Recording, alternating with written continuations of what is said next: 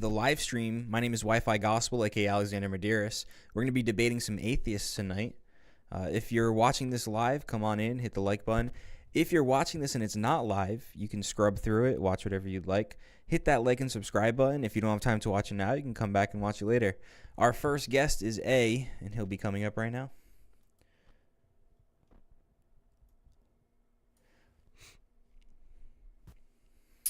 Hey, A. Yeah, my bad. You I good? didn't What's know up, what's man? up. You good? What's up, man? Okay, what's up? What's up? I do. Can you hear me? Yeah, my bad. You good? What's up, man? Hold on 1 second. I just want to make sure that echo's not on my end. All right, yeah, it's not on my end, but you got a pretty bad echo. Yeah, my bad. Hold on 1 second. I just want to make sure that echo's not on my end. Or do you have? Sorry, I had to mute you again. Do you have me playing on a different screen or something?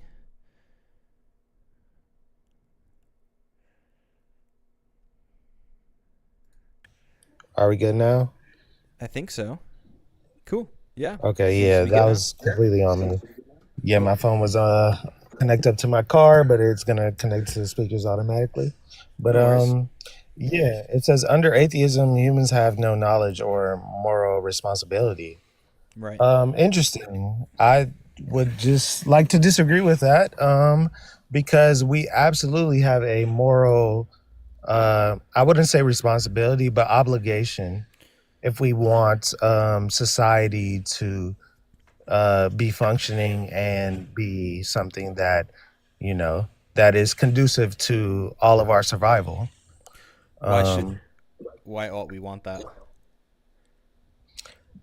Because, again, that is the best thing for humanity and the most conducive thing for all of us.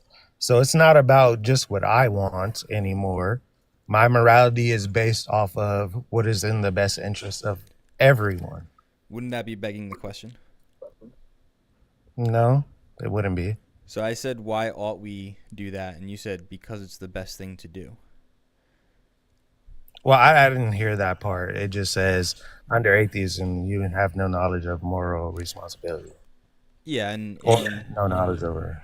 I didn't hear the second part of that, but you- I was just going off with the question that's up here. right, you had just mentioned moral obligation instead of moral responsibility. That's why I asked you that question. So an obligation is something that you ought to do, right? Yeah. Yeah, and so when I asked you why we ought to do it, you said it's the best thing for us. Yeah, So absolutely. It's the best thing for humanity for me to not, murder anybody or grape anybody or, do anything that violates their autonomy. So there's two assumptions here. One is those things are actually the best thing for humanity, and the other assumption is But that's not an assumption. hold on, let me finish. The other assumption would be that we ought to do the best thing. So the first thing you said is not an assumption. Why isn't it an assumption? Because we can all agree that doing what's best for everybody is usually, no, not even usually, it's what's best for humanity. So when you take a numbers game and you say that, you know what, maybe killing somebody is wrong because it affects not only them, but everybody they've ever known, their girlfriend, their mother, their father, their child, maybe. So it's like, it's not even that me killing somebody is just wrong to me because I decided, but I have come to this conclusion because of all of the other things it may cause or all of the microcosms from me killing somebody. Fair enough, but the question I'm really getting at is even before that, why, in your worldview, is it wrong to negatively affect a person and their family? Okay, well, are you asking me, is it objectively wrong? Well, if it's not objectively wrong, then what you said earlier wouldn't be true, that it's not wrong just because you decided that it's wrong. But no, I didn't just decide. I looked at all of the data. And then I made a decision that me killing somebody is probably not in everyone's best interest, not just mine, because there could absolutely be somebody who pissed me off or cut me off on the road, and I just pull a gun out and shoot them. But that's not in everyone's best interest. So I decided that I would base my morality off of what's good for humanity, not just what's good for me. You're saying that it's good for humanity, but you're not really providing a case for it. You're just I saying that am though. I it's am not though. in the best interest of everybody. But my question is, why should we ought to care about the best interest of everybody? Why is that a good thing? Because I am a part of this humanity, and if everybody were to just do what's in their best interest, I probably wouldn't exist. And So what I'm is just wrong looking about you out. not existing? That's the I question. want to exist. Do you not? Well, it doesn't matter what you want. It matters what's right or wrong. You're right, but I'm saying it's in my best interest to do these things if I want to exist and if I want human beings to continue to exist. There are plenty of people who don't want to exist. And there's something wrong with them because Why? because if you do not want to exist, when our whole reason for just being alive, you're born into this world. So You're if you born with don't a want to purpose? exist, no, you were not born with a purpose. You're just All right. born. You're So born. what if that person's purpose is to off themselves? That sounds like a impossible. I don't understand how that could be a purpose. Well, under the How could your atheist purpose be worldview, to die? under the atheist worldview, what is somebody's purpose? Can they decide it for themselves? Absolutely. All right then.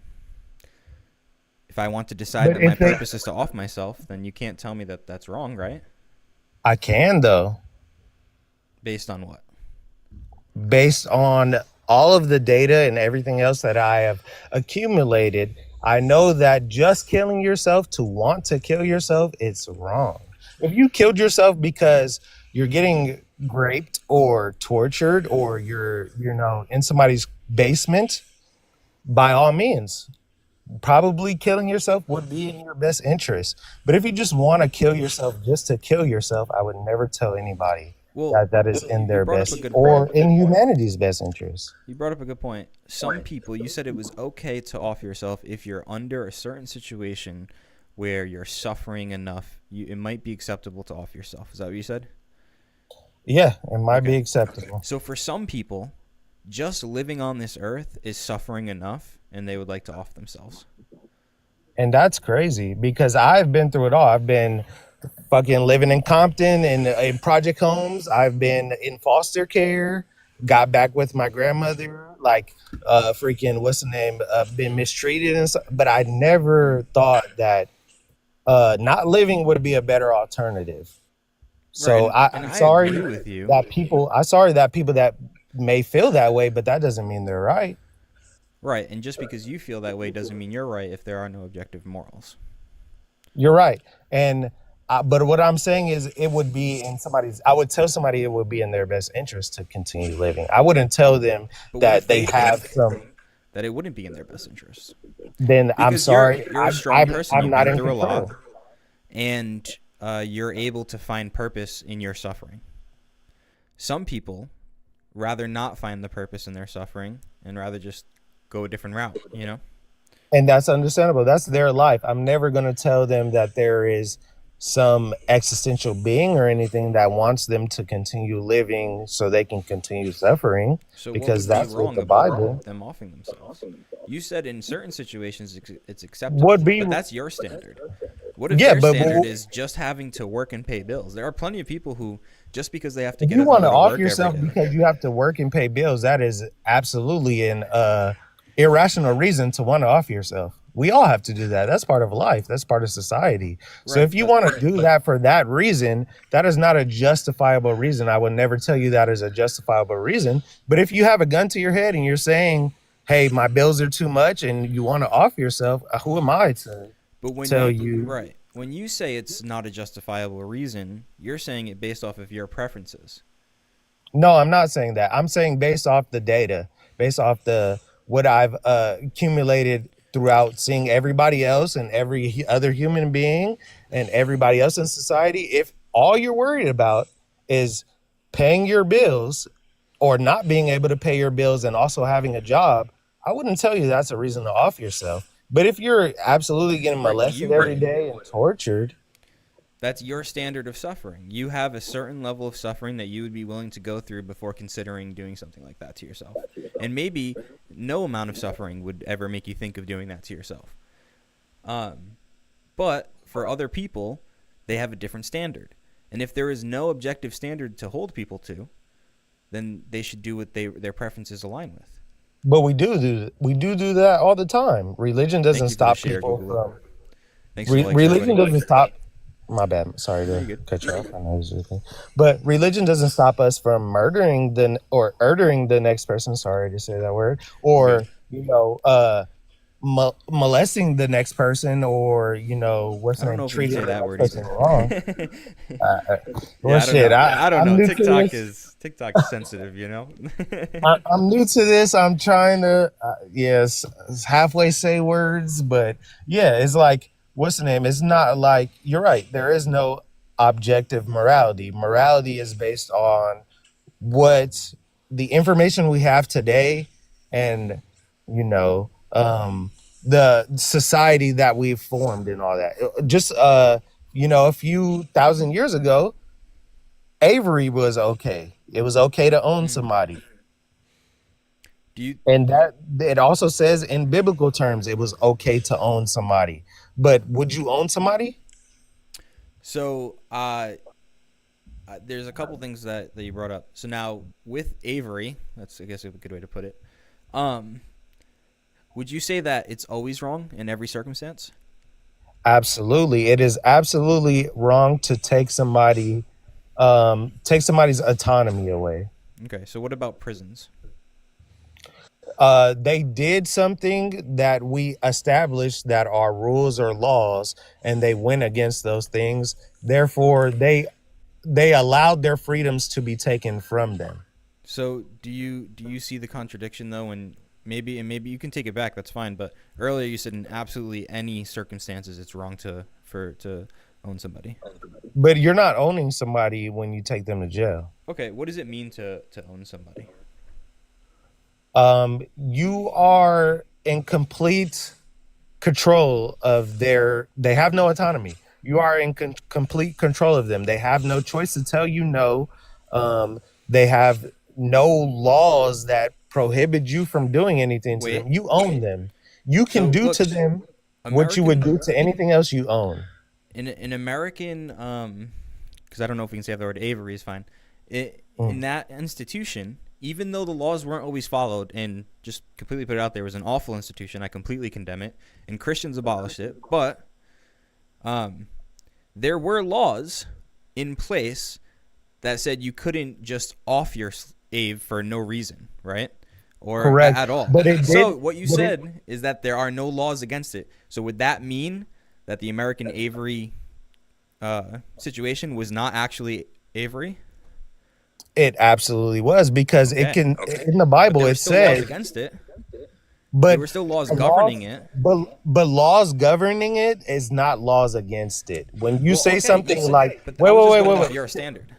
Okay, can I say something though? Absolutely. When you say stuff in the Bible like, it is okay to beat another human being within an inch of their life, but if they don't die within 2 days, then you're completely justified. Or take the Aves from the heathens that surround you, then that is absolutely regulating. It is not telling you to go out and do it, but it is absolutely regulating it. Absolutely. And it is. I didn't say the Bible condemned slavery or Avery. What I said, I think we can say slavery. That's fine. I've heard people say that. Okay. But it just sounds funny saying it the other way. But the Bible doesn't condemn slavery outright. But my argument is that slavery isn't always wrong. And my example is prisons. Some people will say straight out abolish prisons completely. But then there's the problem of what do we do with criminals. But the point I'm trying to make here, one, there's a couple of misconceptions you said. You can't just do whatever you want to your slave. You're good. Your Bluetooth hopped on. But there were regulations in place. In fact, there's verses that say if you break their bones, if you make them blind, you have to let them go free. There's also regulations where if they but flee to saying, their neighbor but and they saying, hold on, you get the echo again. okay, my bad, I my think bad. But saying, if they break a bone, instead of saying it's not right to beat them, it's two different things. practically Like you speaking, could though, say, but you could let's in the say same you could way. easily beat your child to where you don't break their bone, but you could traumatize them by not breaking their bone and still beating them, right? Right. So a couple more things. I'm just gonna mute you just because the echo is still there. But just a couple more things about the misconceptions. If a slave's escape, they could not be returned. If they fled to their neighbor's house and said that my master is mistreating me, the neighbor had an obligation to protect them until the due process was found out what was going on. And if there was found to be mistreatment, there would be consequences to the owner. But another thing, in prison, you have no autonomy. You're told when to sleep, when to go to the bathroom, when to eat. And then also, if you don't listen, what happens? Violence is applied. Are you saying that it's Okay. wrong for a correctional officer to forcefully put somebody in their cell if they refuse to go into their cell? Um, it is absolutely wrong for a correctional officer to be like, drop your pants and we're going to have sex right now. Okay. And that's It's what can also wrong happen to biblically. it. But no, that's what No? can happen to a slave. You can absolutely Well, have sex it's still wrong. with your slaves. No, it's not though. It's regulated. No, it's not. What verse? There are I forgot what it is, but it's There is no Deuteronomy. verse in the Bible that tells you that you can grape your slave. Absolutely not. You can absolutely have sex with your female slave, and if they don't scream or anybody doesn't hear them, you can continue to have sex with them. It If is you want not to bring up considered that rape, verse, we could discuss it, but you're not speaking consistent with the Bible. but it's not considered rape when you say if no one hears them, then it's No, the okay. verses you're speaking of is probably Numbers 31. And the reason that they're using that language is they're differentiating between fornication and grape. Fornication had Okay. different consequences than grape. In that same verse of Numbers 31 in those passages, when the man graped the woman, it said that the man should be put to death. Right, but if it's not considered rape, then she should be put to death, right? No, if it's fornication, then they would have to get married. If it was And that sounds fornication, crazy to me. if it And was that sounds crazy. adultery, hold on. If it was adultery, then both would be put to death.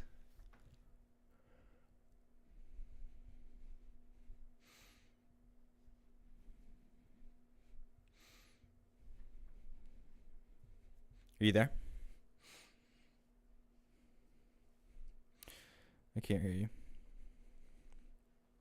PI forever, because it is not always wrong to own somebody, i.e. prisons. What does it mean to own somebody? If you're saying that the state does not own its prisoners, I'd like you to make that case. All right, we lost A. If you want to come back up, A, you're more than welcome to. We've got 5 people here, 90 likes. I appreciate the likes. If you could keep it going so we get some more people in here, I would appreciate that. On the YouTube side, how are you guys doing? RDJJ, what's up? Joel, I don't know if you're still here. How you doing, brother?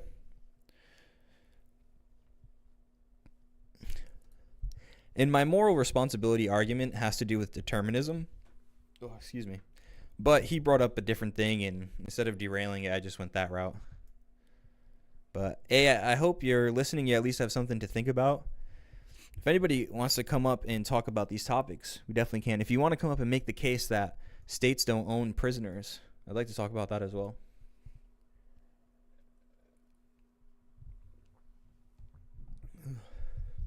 Oh, I got to put collab cam on so that people can join from YouTube. If you were trying to join from the link, now you can. Where are my chats? So you would let someone own you as property during those times. The philosophy of ownership is actually extremely interesting. But just because you own something does not mean you can do whatever you please to it. Animals are a great example.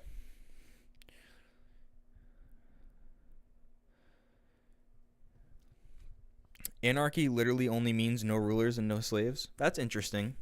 Would you like to flesh that out? That's an interesting thought.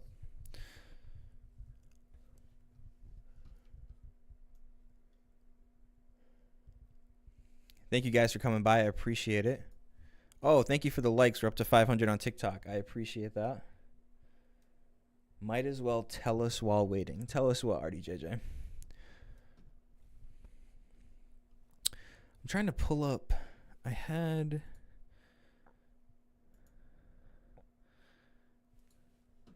Sign into chat. Open in web browser. And it didn't pop up. Alright, this is what we'll do. Chrome.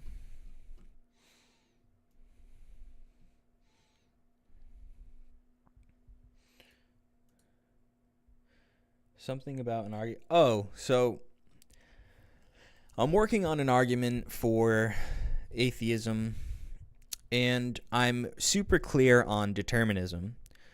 What I'm not as confident in is that atheism entails determinism, although a lot of atheists are determinists. But if determinism is true, then our actions, our behaviors, and our thoughts are all determined by previous states of the universe. Mark Pasio's lecture on natural law. I'll write that down. Thank you, Stupendous. If determinism is true, then all of our actions, thoughts, and behaviors are determined by previous states of the universe. You could think of like if I take a rock and I throw it down a hill, if I knew all of the variables and I had a calculator that could calculate all of the variables, then we would be able to tell exactly where the rock was going to be able to land.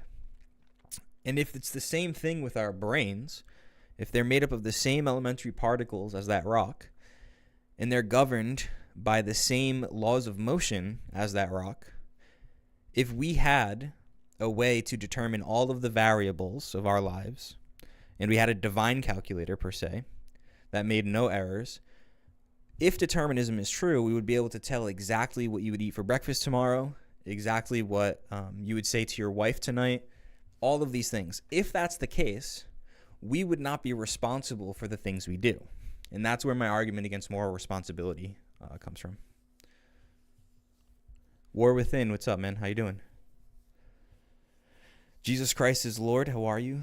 Jumpin' Jacks, JCR Nara. Cool, we have another guest. Jumpin' Jacks, what's up, man? How are you? Divine, what about yourself? Doing well, doing well. Are you an atheist or a Christian?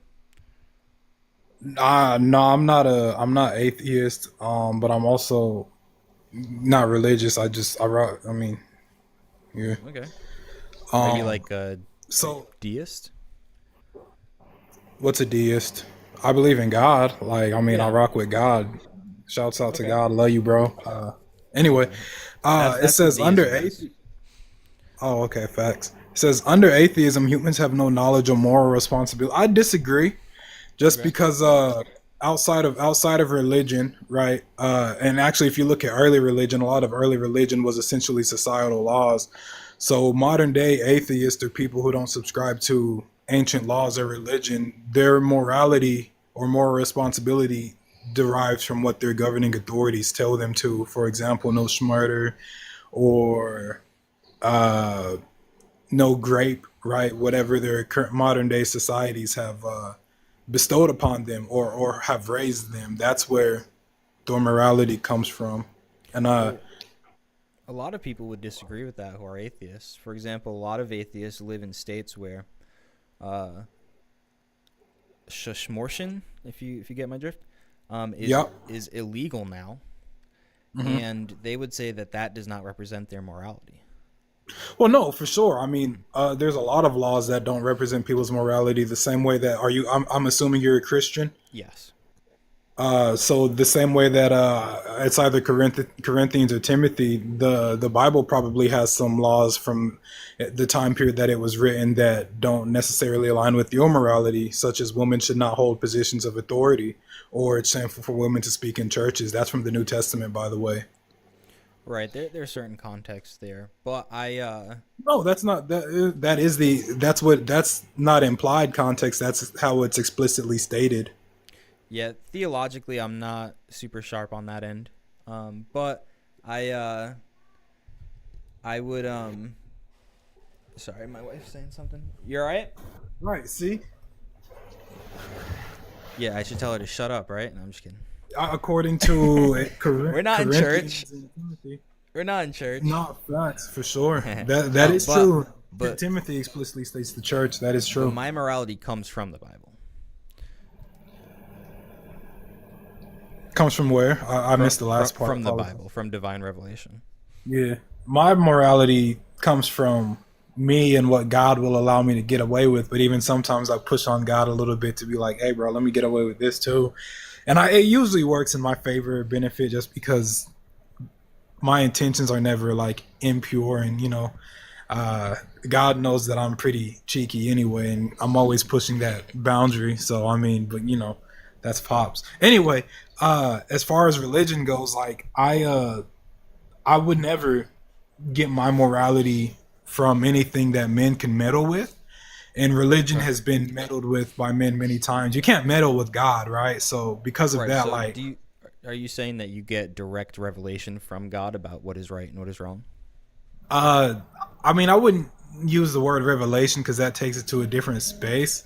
But yeah, I guess you could say that. I would say that, like, yeah, like I talk to God all the.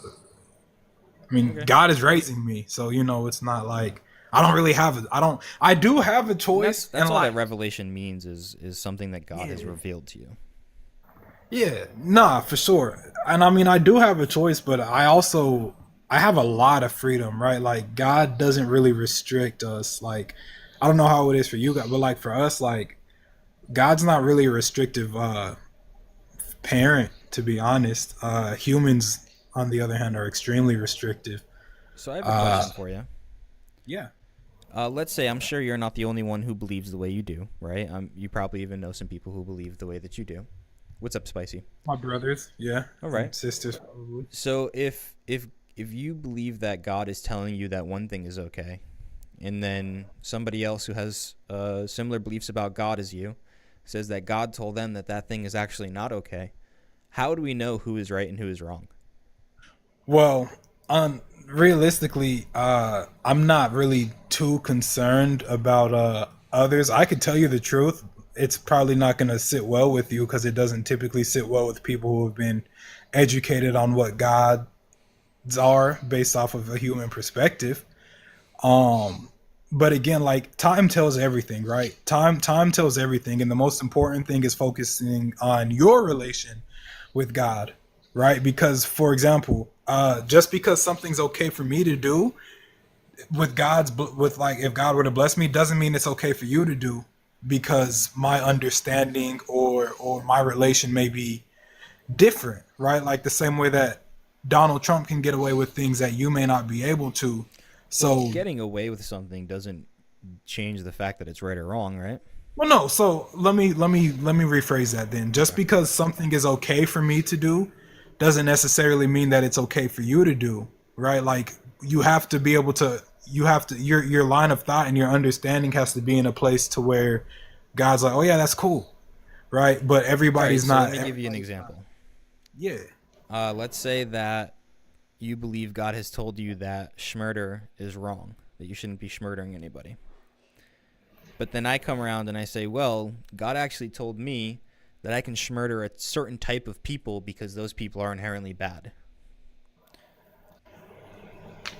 Well, how would we know who is right and who is wrong?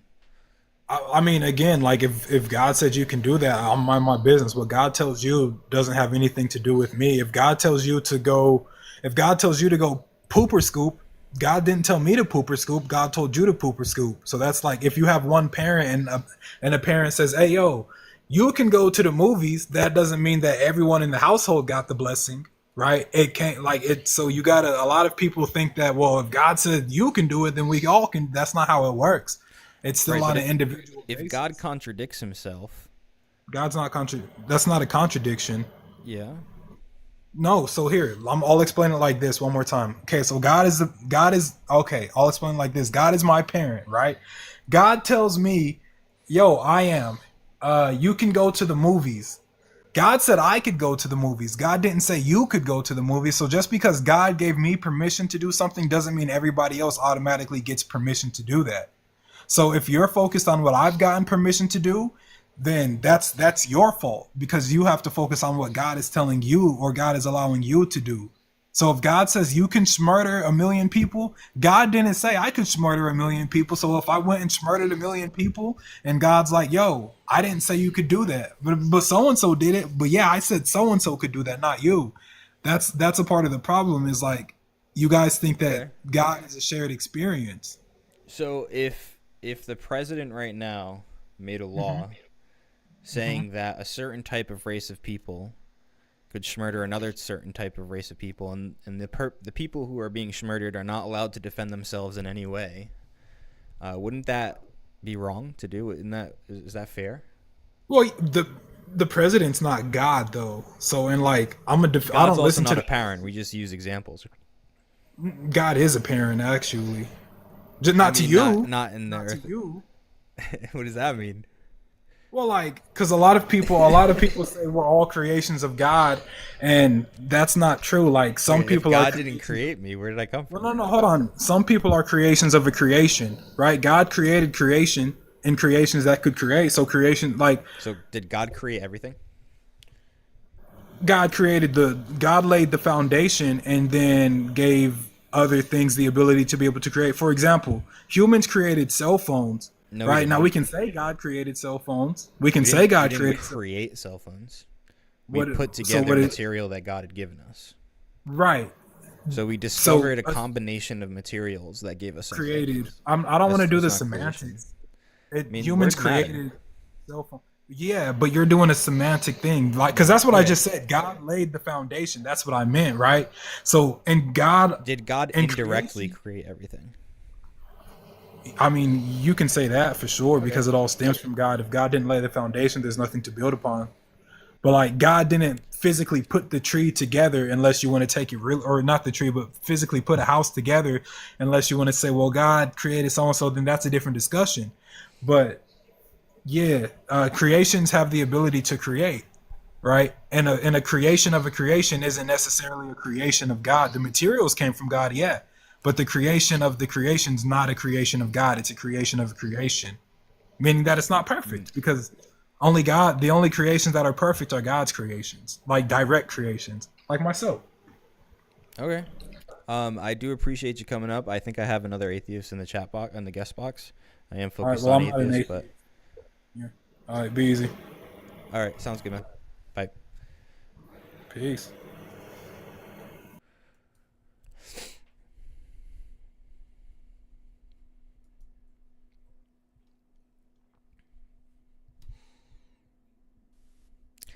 Hello? Anime debater, what's up? I feel like I've seen your name somewhere before. Have we talked before?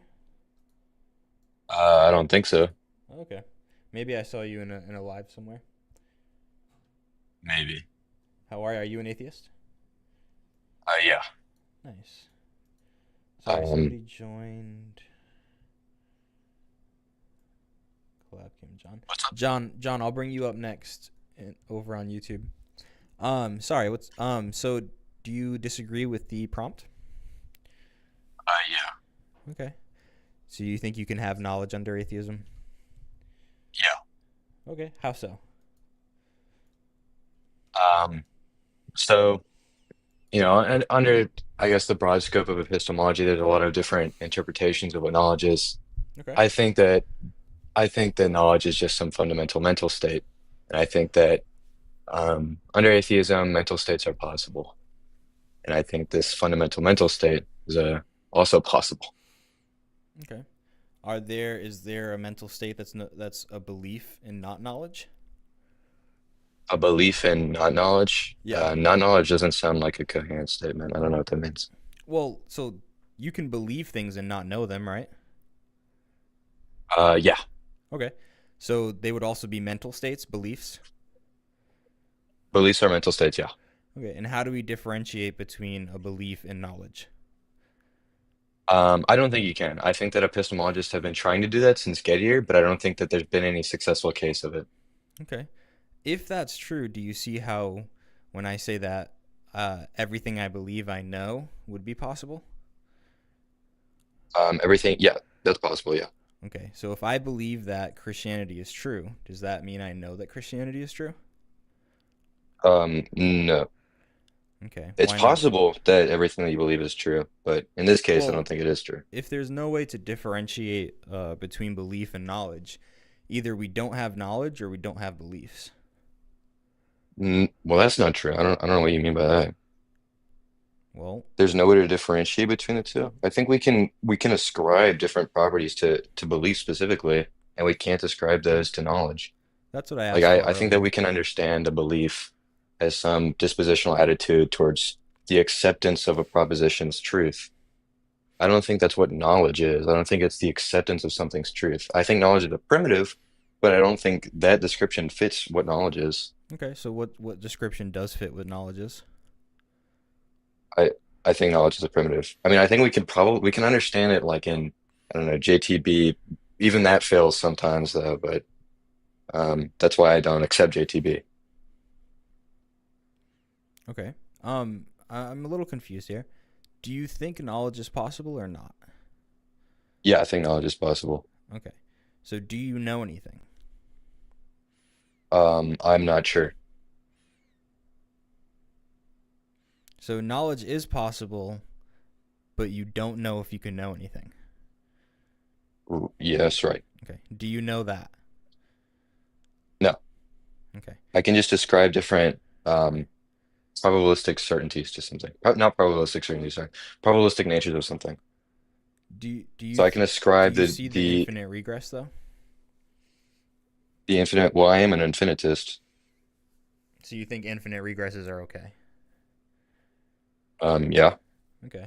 So if I say that God exists, and I know that via divine revelation, and you ask me how I know the divine revelation, and I say via divine revelation, and I go in an infinite regress, would that be acceptable?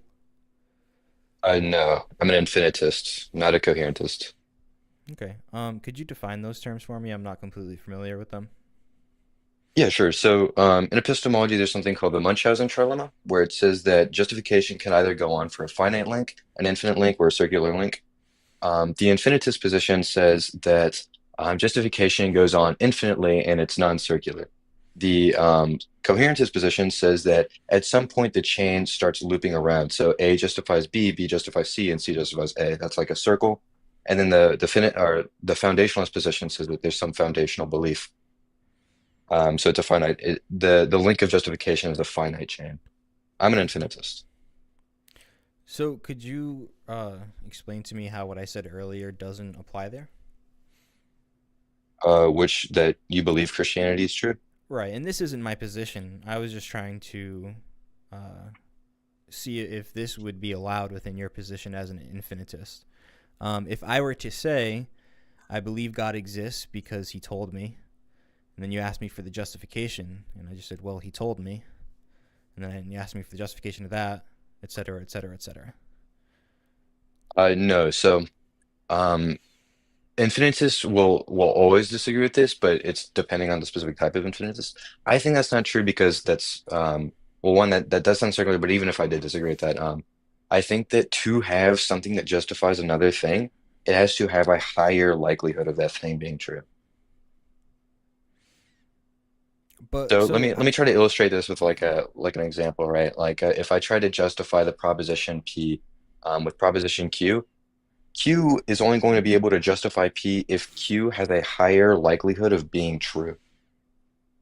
okay, but And so, because in what I just thought was that I was giving an example equal to your example, and then you said my example doesn't apply to the infinitist or isn't acceptable to the infinitist.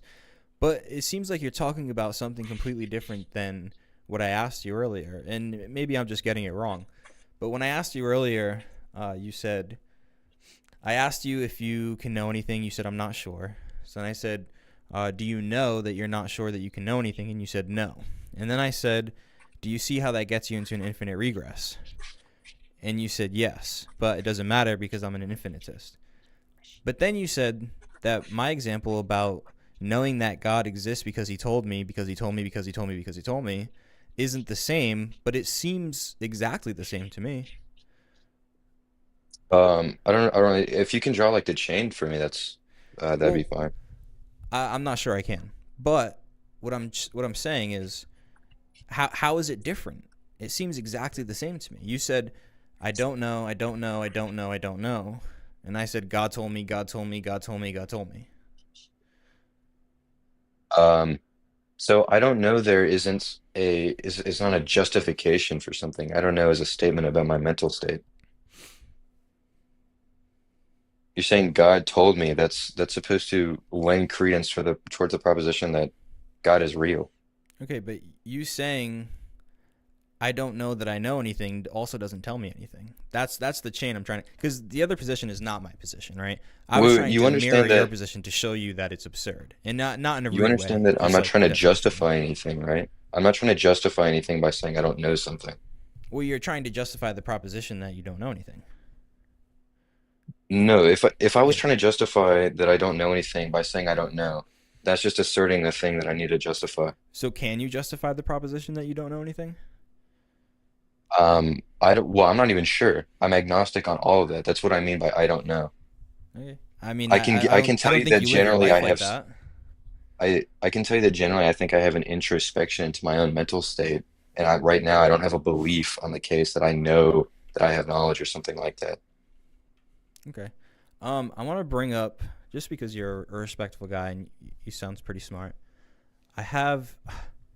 That's why that's not working. All right, I can bring it up on my phone. So I have. I had to restart my computer because I tried to get in on the Windows Insider program to get. There's a new feature on Windows 11 where you can have multiple programs access one camera, which is awesome for streaming. But it completely destroyed my computer and I had to reset it, and now my Chrome won't work. Mm. But I can bring it up on my Oh, okay. phone. So I have a syllogism, dun, dun, dun, dun. And it's not complete, so don't laugh at me, chat. I'm working on it for a debate. Okay. So I believe that knowledge has to be indefeasible. Do you know what I mean by indefeasible? I'm assuming you mean the same thing by infallible. Like you Right. only have So reasons for it, but no reasons against it. Is that what you mean? So when I say indefeasible, and the definition of indefeasible is not able to be lost, annulled, or overturned. So especially the overturned part. So you know how if we say we know something based on the evidence that we have today, but then new evidence emerges tomorrow to show that what we believed or what we said we knew was actually not true, then it wasn't actually knowledge. That's what I mean by Okay. indefeasibility. Okay. And you think knowledge is indefeasible? Yes, and here's kind of the argument. Okay. If knowledge is not indefeasible, then it is necessarily fallible. If knowledge is fallible, then it relies on some level of credence below 100%. But picking a credence threshold below 100% is arbitrary. There is no principled reason to choose, say, 51, 70, 90, or 99%. If the threshold is arbitrary, anything above that line can be called knowledge, erasing any meaningful distinction from mere belief. Therefore, the threshold between mere belief and knowledge cannot be arbitrary. Therefore, knowledge must be indefeasible. And I can read it. I Okay. know that was a lot. So yeah, let me just try to get clear. So if it is the case that knowledge is fallible, Mm-hmm. then it would also be the case that the way that we measure knowledge is through some percentage or some like probabilistic way. Right. And the way that we measure the threshold of knowledge from then would be arbitrary. Mm-hmm. And that's a problem because what was it? Why was it a problem? Yeah, so if it's arbitrary, then there's no reason to pick any certain one. That's what arbitrary means, right? And Sure. then I can just pick 0.01% as my credence level, and everything I believe is knowledge. Okay. So, and then the conclusion there was then it must be indefeasible. Right, So, because that's just, I guess maybe there might be work there to for the conclusion, because I guess I would have to work on why having every belief as knowledge is a problem. But I think like that would be like an obvious problem, right? sorry, repeat the question. So I guess I might have some work to do to make the conclusion that having that there being no distinction between mere belief and knowledge is a problem. But I guess I didn't do it because it seemed to be an obvious problem to me. Hmm. Is Okay. that, yeah? Would you agree like that it's an obvious problem? For if the like the credence level is arbitrary, then you could just believe you would like know something if you had like 0.10 uh or something like some entity that would raise the probability of something being true by 0.01%. Right, And which then is I would pretty know much it. every belief. You think that every belief is justified by something by some element that can only probabilify it by 0.01%? So like if it were the case that that's true, that you would only need 0.01%, pretty much every Hmm. belief we have has at least that percentage of being true. Oh, okay. I thought you were saying that is how we form beliefs. No, so Um, yeah, yeah, I was, so go ahead. this seems to be rejecting like I would have a problem with the idea that if it was infallible, or sorry, if it was fallible, then it would be arbitrary. I don't know why I would accept that. Okay. This comes from a paper by an epistemologist named Lawrence Bonjour, and Oh, it's called "The Myth of Knowledge." If anybody wants to read it, these guys are good at hiding their stuff behind paywalls. I don't think many people read these things, but if you do read it, you got to pay. But you can get it on any philosophy paper website. Um, and he brought it up like there's like what is the reason to pick any level of credence? okay. It so the justification for the conditional is a question. Um, yeah, I get what you're saying there. I guess I have to work on the way I word this. Um, because you can change any question into a statement. It's pretty easy. But um, Well, I mean, I guess picking I a could still credence threshold below 100% is arbitrary. You're asking. I have to justify that. Is what you're saying. yeah, but I mean, if if you want to talk about that, I can make charitable and we could talk about Yeah, some views that and would that's a reject that. good criticism for me to work on the syllogism. I'm gonna write that down. Okay.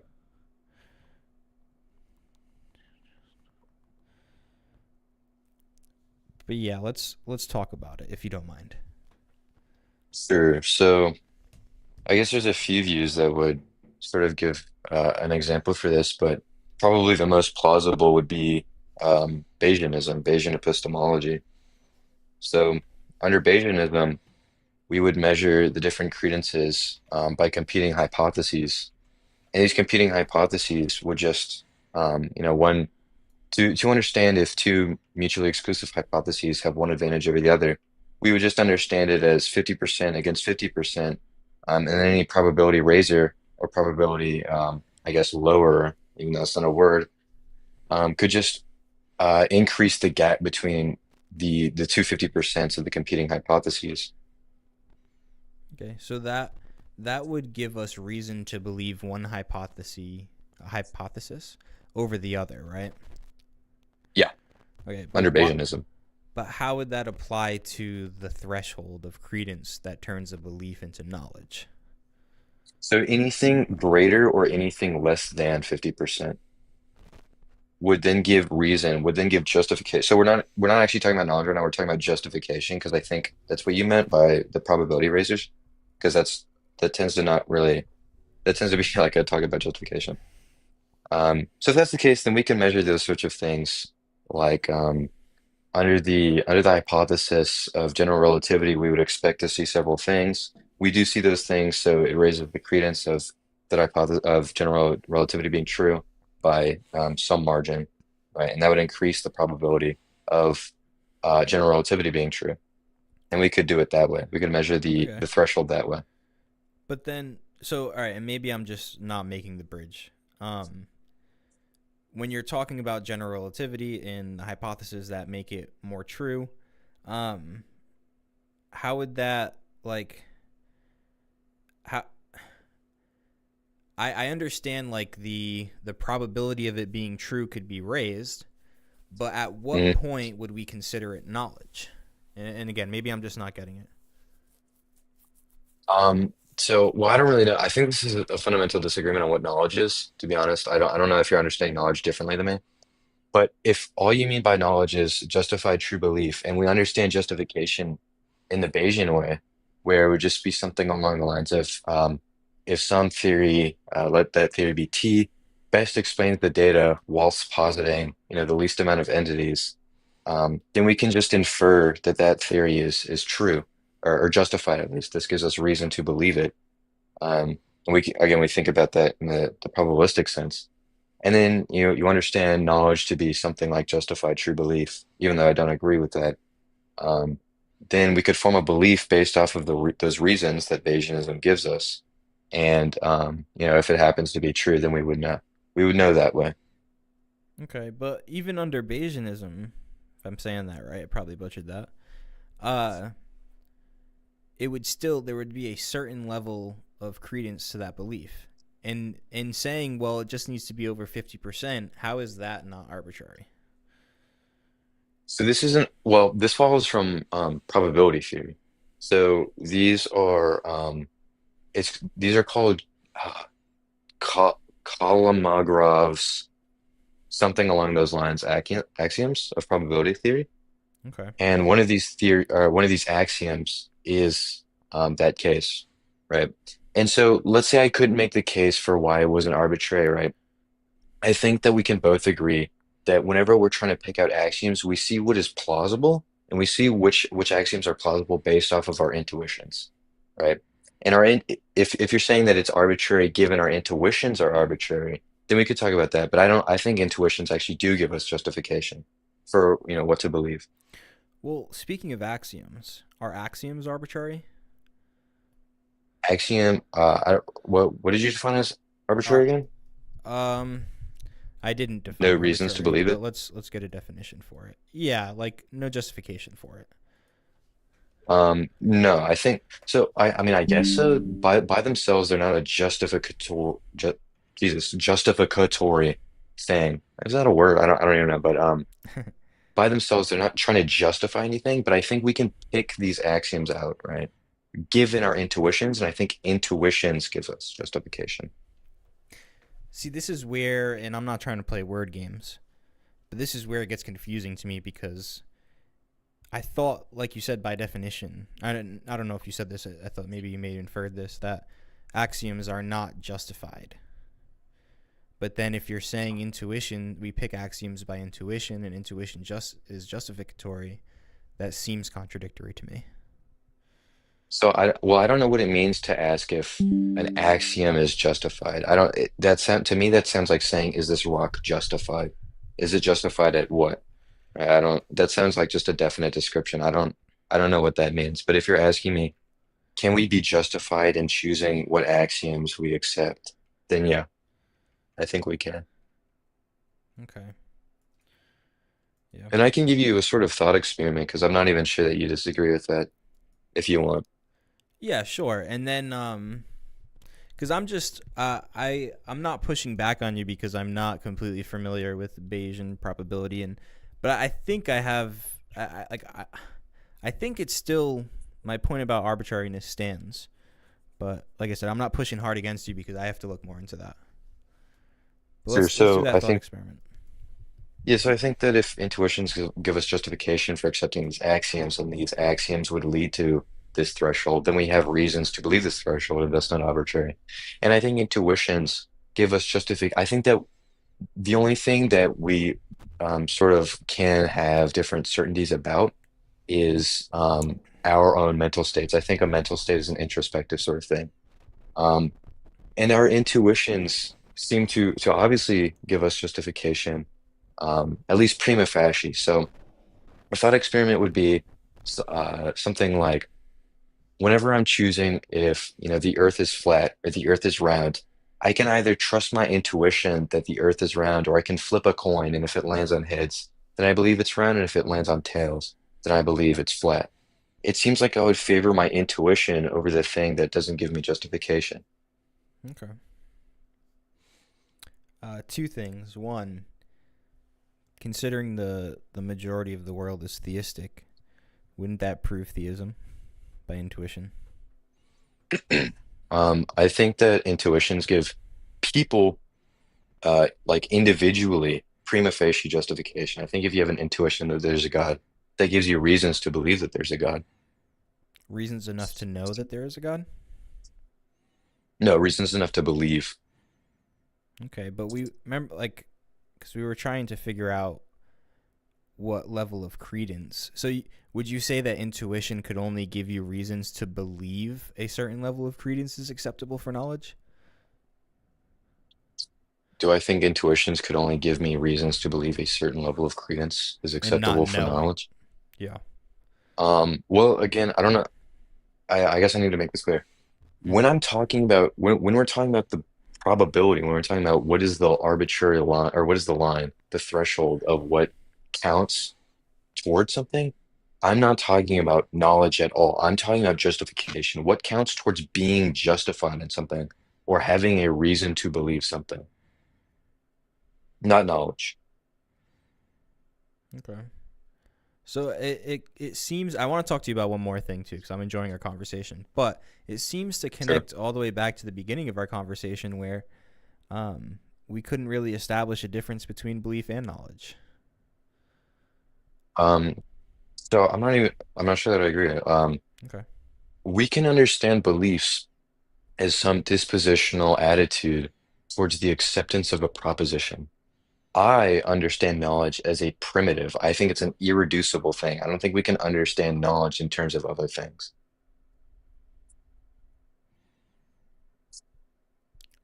Okay.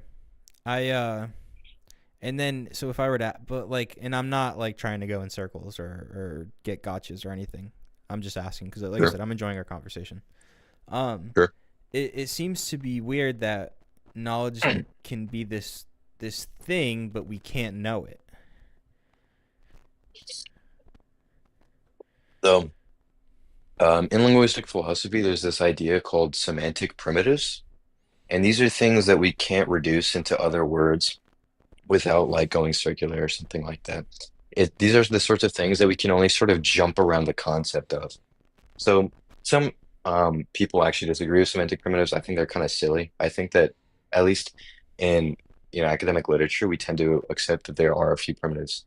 So I think generally, and I'm talking about the philosophy population, by the way. Generally, I think that um, uh, philosophers take existence as a primitive. I think generally philosophers take consciousness as a primitive.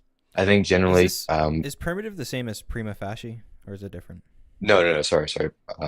Prima facie just means that you have gilded justification for something. Like at first glance, this thing, like you have reasons to believe this thing.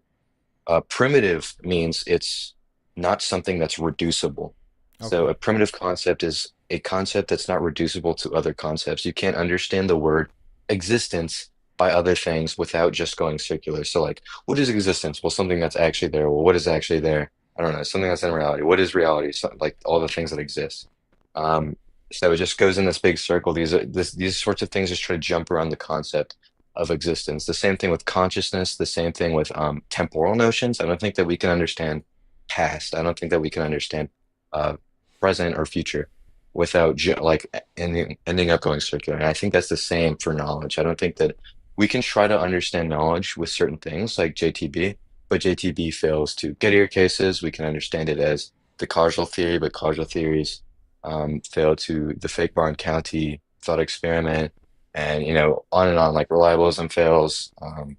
Any like virtue epistemology, I think, fails, Okay. which is why I I think knowledge is a primitive.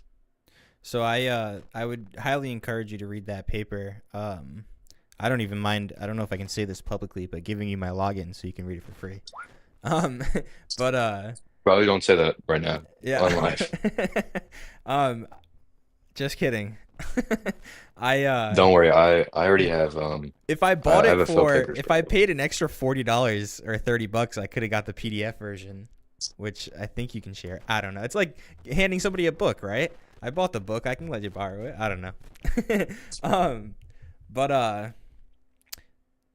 the last thing I want to Don't talk worry, about. I have my own Okay. Phil People's profile. I get that stuff for free. Really? Like legally? You like a subscription? Yeah, I study philosophy at university. Oh, so you have access that way. Gotcha. That's awesome. Hmm. Um, reliability does reliabilism does good enough. Heard spicy. We'll talk about that. So oh, there was two things I wanted to say. I forgot one of them, but there's another guest I want to bring up, but there's one more. So yeah, the other thing I forgot in Hmm. that paper, Lawrence Bonjour makes the argument that JTB under infallibilism doesn't fall victim to the Gettier cases, and that the Gettier cases only pose a problem for fallibilists, which was interesting. But I can't repeat the argument, so that's why I suggest you to read it. Okay. As far as the lottery paradox, are you familiar with that? And I think there's a Um, bunch of different ones. So, yeah, I think there's like 80. Which well, one are you referring to? under fallibilism, if even if the credence level was 99%, so if justified true belief holds, and you only need 99% justification to know something, wouldn't it follow that you could buy a lottery ticket, like a Powerball ticket, and know that you're going to lose? And know that I can lose Know that you're going to lose. if I have 99% like reason or 99% credence to believe that I'm going to win or lose. Lose. Like, so, like, Okay. Powerball, there's only generally one, two, or three winners, and there's, maybe a million tickets sold. No, I think that generally um it's going to be whatever is the case. Right, but So I but we think don't have access to that, whatever is the case, because it would be so before the draw. okay, before the draw, do I think that I can know something is the case? Under JTB, you said? Yeah, if justification, the level of justification only needs to be 99%. Well, it seems like if you're saying if knowledge is understood as JTB and we have 99% credence to believe something is true, it's fulfilled the belief that I'm not going to win. It's fulfilled the justification that I'm not going to win. But no, if we don't know the truth, then it doesn't fulfill the necessary and sufficient conditions of knowledge. Right, but isn't that the problem with fallibilism? Is like the reason you know something is true is because your level of credence. Like the truth aspect, sure, it could exist somewhere ontologically, but the only way we know exactly what is the case, because I think the whole point of fallibilism is to avoid the whole brain in a vat thing, right? Like if we say, I can generally trust uh, my senses, but yeah, if I were a brain in a vat, sure, I can't trust my senses. That would be the same level of credence, like to know my hands exist. Like I know my hands exist because I have everything else tells me except this weird philosophical thing about being a brain in a vat. That's the 0.01% that we have to account for. But in the lottery paradox that I gave, it seems like it's the same situation. Sure, I could win, but that's 0.01%, highly unlikely. Just like it's highly unlikely that I'm a brain in a vat. Does that make sense? Um, I understand. I mean, yes, it makes sense, but I don't agree with it. Okay. So I think that the the point of the hypothetical doesn't really land, at least not with me, because it sounds like what it's saying is we have, is it true that I know something if I'm justified in believing it? And if we're running under JTB, justified belief doesn't constitute justified true belief, which is what knowledge is. And if I have 99% credence to believe something and I believe it, I'm justified in believing something. I don't know that thing. under JTB, and that's not Well, under that's like the fallibilism, it would normal be. case Like, under even take the fallibilism. lottery out of it, You think right? that's true? Because, well, like, take the lottery out of it, because I understand, like, the hang up on the lottery, because it's a future thing that we all generally believe there's a chance of us winning. Like, that seems obvious. So I get that. But, like, let's take the fact that I have hands, right? Um, Sure. the way we would justify that is through sense data, right? Yeah. All right. But I don't have 100% certainty that my sense data is supplying me with true information about the world around me and my own body, right? Yeah.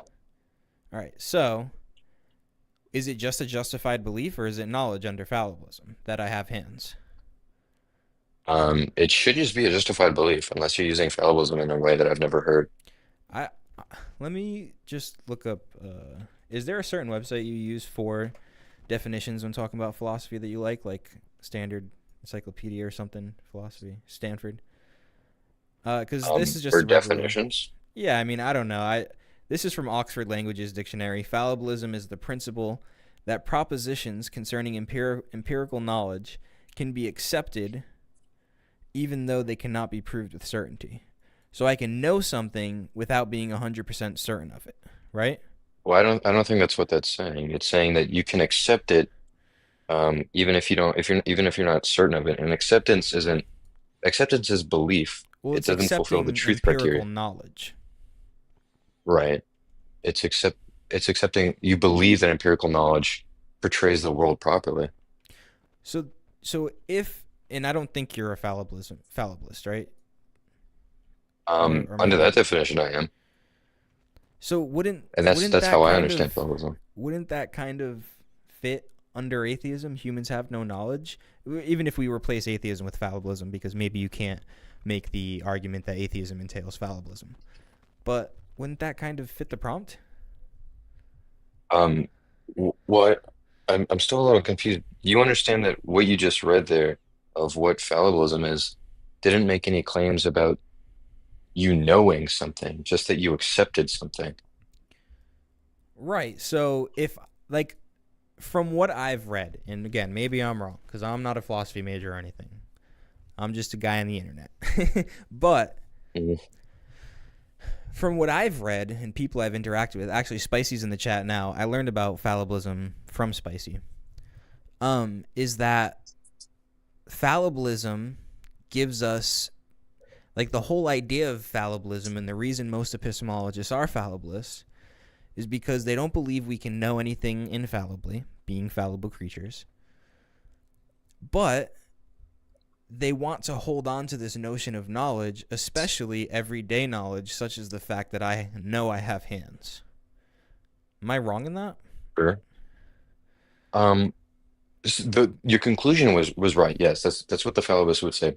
But it Okay. sounds like you're equivocating on terms between knowledge and the fallibus position of what the fallibus position states, specifically acceptance. I If the fallibus would say, um, if I have like 80% credence towards believing that my friend is drunk or something, right? Um, and I believe that my friend is drunk. I'm justified in believing that. That's what the fallacy would say. Not that it is true if that my friend is drunk or something. It doesn't fulfill the criteria for knowledge. It's speaking solely on belief and justification. So justify belief, not justify true belief, which is what knowledge Okay. is under your understanding. Yeah, and last thing, because I want to bring John up because he's been waiting very patiently. Um, Sorry, Dylan. no worry, we've had a really good conversation. So it's confusing to me because back to our example about knowing that we have hands. So you would say you can't know that you have hands?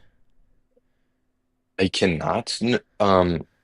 Well, I'm not really sure what you mean. So I don't make any modal claims. I don't like.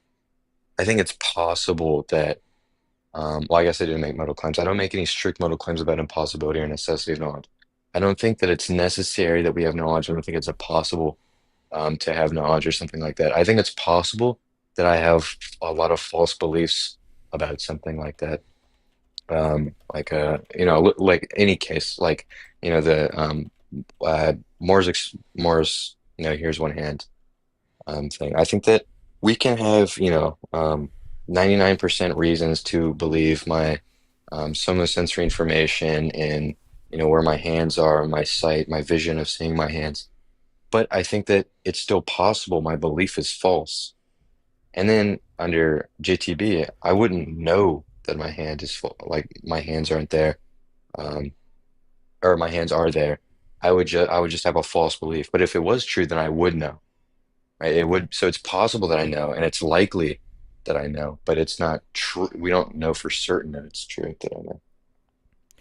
So the truth aspect has to be 100% certain, but we wouldn't have Under access JTB, to that certainty.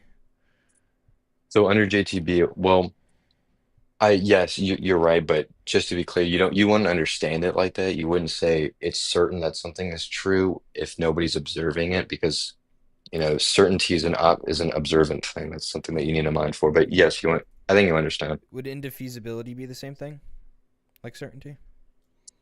Would indefeasibility be certainty? Yeah, I think so. Like those are kind of interchangeable terms. Yeah. Okay. So the part I get stuck on then here, it just needs to be true, but that's not what certain means. Okay, Spicy, you might have a different idea than the guest then. But so so here's where we wouldn't know that we know. Is that a correct statement? We wouldn't know that we know. If Well, I don't even know. Like, I can't make. I think that we know.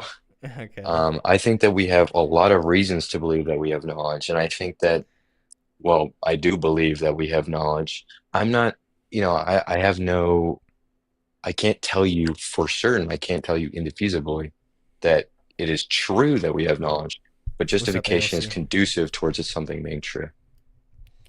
Okay. Cool. I'm gonna definitely take a listen back to this, and maybe we can talk again after I do some more research. I would appreciate that. Yeah, sure. Cool. Thank you so much for coming up. Yeah, thank you, Have a man. good night, bro. See ya. Bye. You too. How do I leave? I got you. Boom. All right, John, you ready? I'm ready. How's my audio? Good. Are you Australian? I am Australian. I'm the one that I Nice. talked on Joel's channel Okay, a you few just got a times. camera now. Yeah. You want to be on stream? If you want, yeah, come on. Yeah, let's do it. I usually Your don't, choice. but I've talked to you a couple guys. I've talked to you a couple times, so I can trust you. I'm I'm sure not you going to can display imagine. explicit images or anything. Yeah. I'm just going to take my shirt off. Hey, most Australians love taking their shirts off. So we have a Yeah, friend a wild bunch. in our Bible study group who's Australian, and at the time we do the Bible study, it's he's working and he's a contractor, or as you guys call them, tradies, right? Yeah, trading. Yeah, he's a tradie, so he's always got his shirt off painting some house. So we bust him up about that. What do you want to talk about tonight? So I was trying to write down your argument. I was taking extensive notes as you were talking. It was a bit disorientating because of the lag in one ear and also listening to you on the stream. Yeah, collab cam But is weird. I think I got the argument. So I kind of arranged it as you have like 4 conditionals. So you have, if knowledge is defeasible, then it's necessarily fallible. If it's fallible, it's possible with a credence less than 100. If it's possible less than 100, then, and this is the premise that I disagree with, that number less than 100 is arbitrary, and anything above that arbitrary level would count as knowledge. Okay. And then the 4th conditional, the last consequent, then there's no distinction between belief and knowledge, and then negate that, and then you go this domino of 4 conditionals to big modus tollens. Is that like a fair summary of the argument? I think so. And before we get into it, I just want to say, because now I remember one of our conversations, I have beef with Joel because of you. Because when I gave my lottery paradox, no, you're good. It's fun beef. When I gave my lottery paradox, Joel made a face on stream and made me look bad. You remember that? I don't remember the faces. I was No. trying to search the paper as you were talking about it, but No, yeah. before. But anyway, no, it's just funny because now I am 100% dedicated to writing a paper about the lottery paradox just to prove Joel wrong. So, All right. all right, let's talk about it I can give you though. my email. You can send it to me. Yeah, I will. So, like I said, I get off at that third conditional, which was that if it's possible to have knowledge with less than 100%, then the number is arbitrary, and anything above that counts as knowledge. Okay. Is that an accurate summary of the premise? I think so. Would Yeah. you say it differently or close enough? Yeah, but picking a credence threshold below 100% is arbitrary. There is no principled reason to choose, say, 51, 70, 90, or 99%. So are you saying that there is a principled reason? Yeah, so I think we might just be using the word credence differently. So at least in kind of the epistemology that analytic philosophers today do, which I'm happy to complain about. I think it's got many problems. I'd agree with you on that. But I think the kind of standard use of the word credence is like strength of belief. It is not the same as like strength of justification. Okay. So if we take like Matt Dillahunty and Muhammad Hijab, they'll both have extremely high credences in atheism or Islam, respectively. Yeah. But we both like disagree that they have justification that matches that. Okay. So was your argument term for what? For instead of credence, do you know of a better term? So I like the word credence, but it refers to how confident your belief is. I think what you had in mind was justification, which is like, level is the of strength. Justification. That just sounds wordy, and I thought credence kind of made it sound better, but yeah, usually people use credence when they're putting numbers or like probabilities on the strength of their beliefs. That's where the term credence usually comes in. Isn't that kind of the same thing as level of justification? No, because it's possible that they can be mismatched. So like the Matt Dillahunty, he's 150% certain that trans women are women and God doesn't exist. I think we both disagree that he's justified in those. So justification is like, are your beliefs in line with like the norms of rationality? It's kind of analogous to normativity in the moral sense, but like with beliefs. So are your beliefs good, proper, right to believe them? Okay. That's how so you're saying justification you can usually have used. Confidence or credence without justification. Yeah, I'd split those two. I think they're distinct. Okay. And you could also have justification for something without actually having a belief in it. All right, so if we just, because I don't, under that definition, under that understanding, I probably don't want to use the word credence. So is level of justification coherent? Yeah, I think it's coherent. Okay. But let's do that. But then you need but then there's like a second question of what theory of justification you have, because there's disagreement amongst people. And actually what I said before isn't true. So not on every theory of justification would it be right to talk about it in degrees. Some of them would permit of degrees, but there are different like theories of when you have justification where it's like a binary on or off switch. So is there like a theory of justification you have, and we can talk about that? Or no, I don't. Say more? I haven't particularly studied that. So what I'm seeing here is like foundationalism, coherentism, infinitism, which is kind of what I was talking to the last guest about. Yeah. Yeah, I'm not quite sure. Right. So someone like each belief is justified. I mean, just picking one, it seems like coherentism, but like I said, I haven't really dived deep on this. So foundationalism, coherentism, infinitism, they're kind of answers to what's called the regress problem, which is about like whether chains of inferences can go on forever. That's sort of separate to the level about the question about what the correct theory of justification is. So someone like Alvin Plantinga would say, you're justified in a belief just in case your like cognitive faculties are functioning properly the way God designed them. Okay. Or an evidentialist would say, your belief is justified just in case your credence is in line with your evidence. So do we need, because now that I'm thinking about this a little bit, as you brought it up, Do we need to agree on a term? Because if I'm correct in thinking this, as a presuppositionalist, as a Christian, I don't know, like the theory of justification that I would give, you wouldn't agree with. Do we like that's like kind of the contention? So like I think we're only justified. Yeah. Well, no, because you don't have to have a justified, like you can have a justified belief that's not knowledge, right? Yeah, if it wasn't true. Yeah. Wait, if it wasn't true? Or if you couldn't know that it was true? So I think knowledge is more than just justified belief. But you could have a justified belief that you're unsure if it's true or not, and it not be false, like not be necessarily false. Yeah, you could. I think you can have knowledge even if you're not sure, and by sure I mean like 100% certain. So your credence, like your strength of how confident you are, could be high but less than 100, and it can still be knowledge. And I think you disagree with that. Like, is that right? Well, like I'm thinking of like a historical. Yeah, I do disagree with that, but I'm thinking of like a historical claim, for example. That's kind of hard to really know if it's true or not based on the access to history that we have. But we could have a justified belief that we would both consider rational, but we wouldn't say is knowledge, but we wouldn't also be able to say it's false. I don't know. Yeah, so I think it would be knowledge if it's true. Right. That's my position.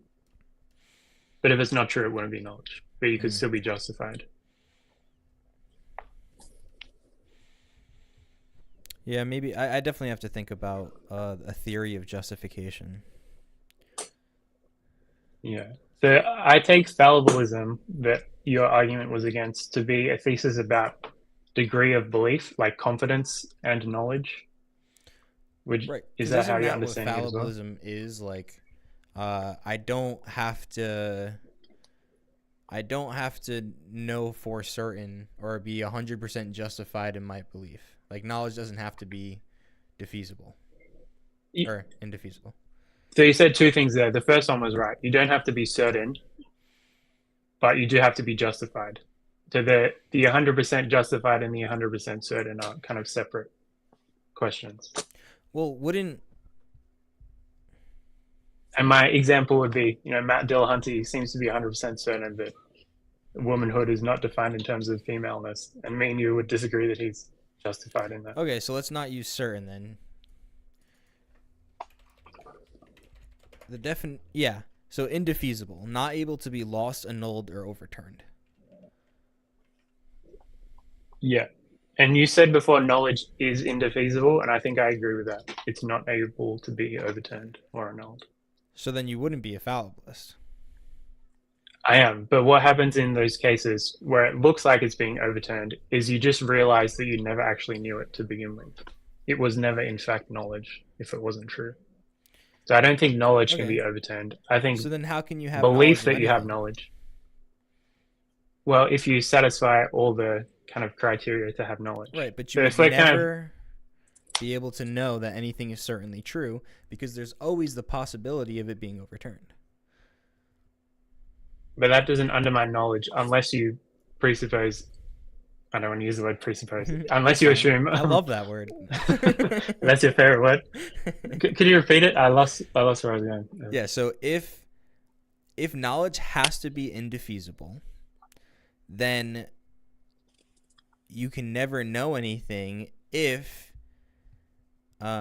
it's always possible that what you believe that, like what you say you know, could be wrong.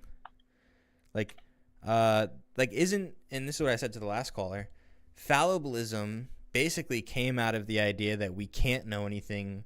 We can't know where we're not a brain in a vat or in a dream. What's that? Right. So like, if we can't know that, then we can't know anything.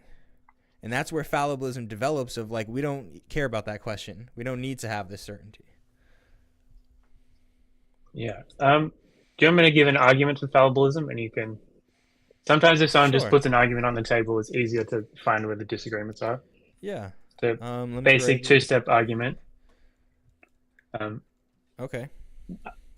I have lots of knowledge, and generally certainty is irrational. And then the conclusion would be it's possible to have knowledge without certainty. And how would you, like, what's the And justification? I'll defend that argument. So if I give you a particular example, I don't know, you have a green background behind you. Do you believe that? How do you know I have? Yeah, I believe I have a green screen. I'm not in space. Yeah, and would you say you know it? Do you have a green screen? Under my worldview, no. You don't know that you have a green screen behind you? No, I have Why not? very high probable belief. Okay. And that's insufficient for knowledge? Why? Yes. Because I could be wrong about that. But why does For the example, possibility that you're wrong? I don't think like in the Christian worldview the brain in the vat thing applies, right?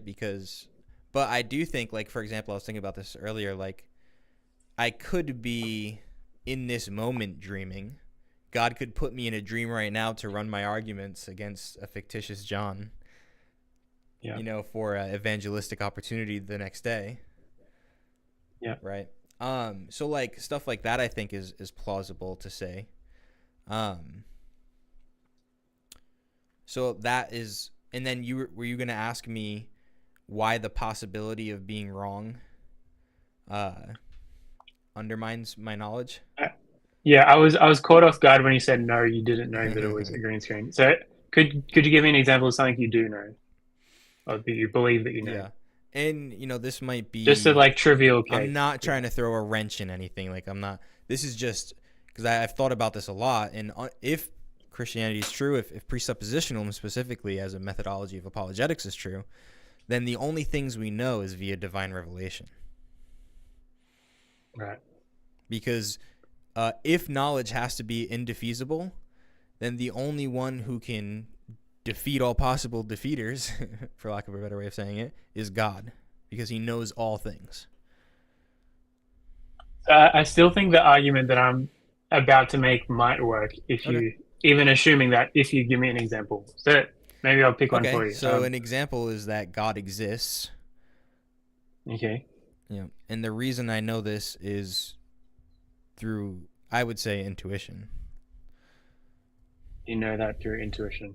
All right. So let's say that God makes us know through intuition, to be more specific.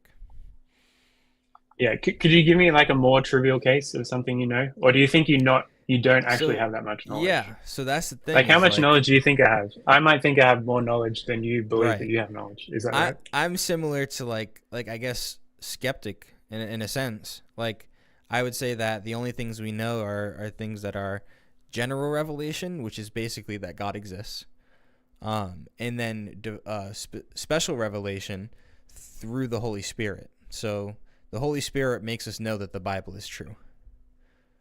So anything in the Bible, I would say I know through the testimony of the Holy Spirit.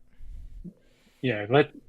What's an example of something in the Bible? Let's say Jesus turned the 12 fish into a million fish, whatever the number was. Feeds the 10,000 people. Yeah. So let's say inside this Assassin's Creed. Hold on, I gotta do this puzzle. All set. Let's say, like, written down in front of me, I have like a proof that will convince you either way that it did or it didn't happen. I have like evidence that will for sure convince you. Would you take a bet? If the feeding the 5,000 story did happen, I'm going to give you 10 cents. If it didn't happen, I'm going to do 1,000 holocausts. I'm going to take 500,000 puppies, burn them alive. I'm going to do the most terrible thing ever. If it's false that the feeding the five... I'm offering you this bet. Would you take the bet?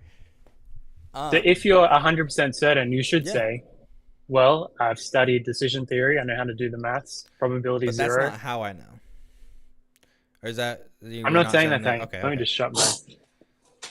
I'm saying if you really were 100% certain and you do the expected value calculation, that's a free 10 cents. You could just keep taking that bet over and over. You could press the button like 100 trillion times and just accumulate Yeah. billions of dollars. Would you take that bet Yeah, every time. every time? What about for like just because it's in the Bible? Yes. Especially because of the argument that I give for tag. Okay. Yeah, maybe we should have talked about that argument instead. Because at least for me, if you ask me, would I take that bet? And instead of the feeding the 5,000, it was like, do I know Something that I trivial. just drank coffee Yeah. instead of tea? I'm not taking that bet. But would you Right. take that bet for things trivial, or you just wouldn't say that No. you know the trivial things? Yeah. I would say that I have an extremely high probability that those trivial things are true. And this is something I have to do more research on too, because I remember hearing Cy Ten Bruggencate tell me, he was like, well, God is going to hold us morally responsible for theft, for example.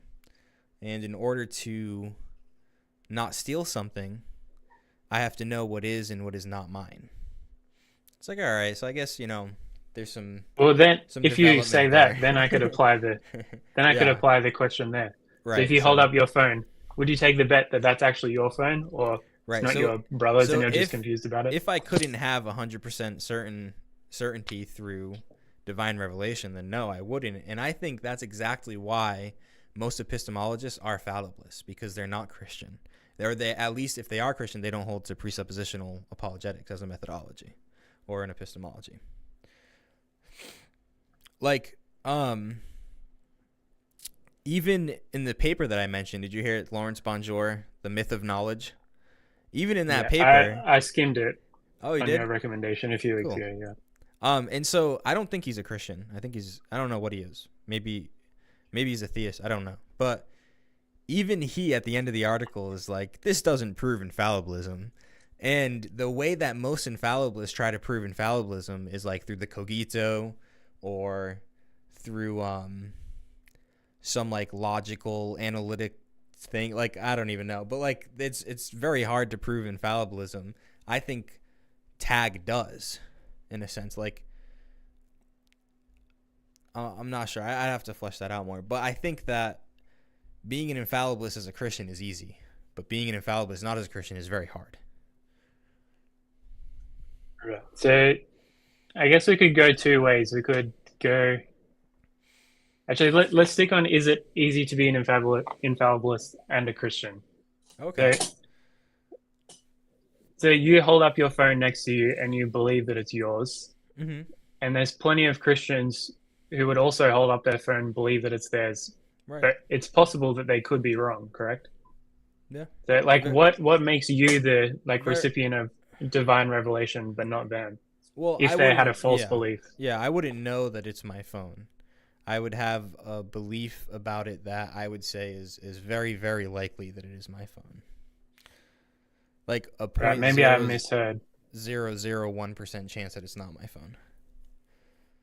And therefore it's not knowledge. Right. So the things you claim to know are just ones from Divine like revelation. divine revelation, but Right. not general revelation. What do you say, just special general revelation? and special. But I think the only general revelation is that God exists. The only general revelation is that God exists. Right. So, like, I would say you know that God exists, and I'm not calling you a liar or anything like that. But I would say you know that God exists, but you don't know that Jesus is Lord because the Holy Spirit hasn't granted that to you. And this is where a lot of Christians say, like, you go to hell for your rejection of Jesus, and I get what they're trying to say, but the Bible doesn't say you go to hell for the rejection of Jesus. You go to hell for your sin against the God that you know exists. Right. So I didn't actually say that I'm not a Christian in this conversation, but I did before. But I think everything I said is perfectly consistent with Christianity. And there's lots of Christian epistemologists who I've learned a lot from, and I agree with them on lots of things. Yeah. Maybe that's just speaks to the difference between like precept and other.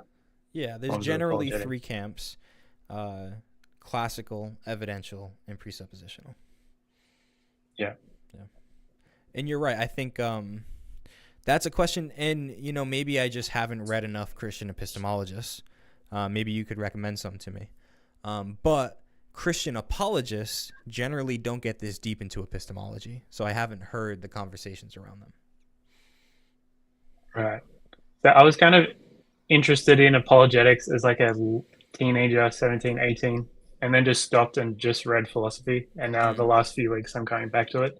And I feel like there's just a language barrier about like the way that different words get used. I don't think the apologists are just confused about what things mean. I just think that the terminology is different. Yeah. So, are we just at an impasse?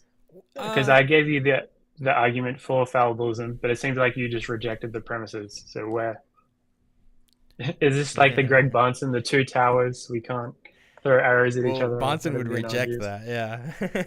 But there is a presuppositional apologist alive at the time of Van Til, which was before Bahnsen, by the name of Greg Clark. So it's called like Clarkian presuppositionalism.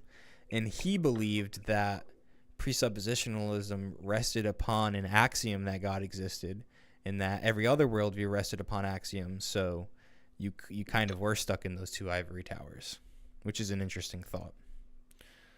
Those are kind of like the two branches. But presuppositionalism developed out of Kantian philosophy, right? Transcendental arguments and stuff like that. But it's interesting because, and tell me if I'm wrong, you seem to know more about mainstream philosophy than I do. Kant's kind of rejected most of the time, right, with his transcendental arguments? I feel like there's not too much discussion of the transcendental arguments. There are a lot of like vaguely Kantian beliefs in ethics, but I don't think that Kantian transcendental arguments are too popular today.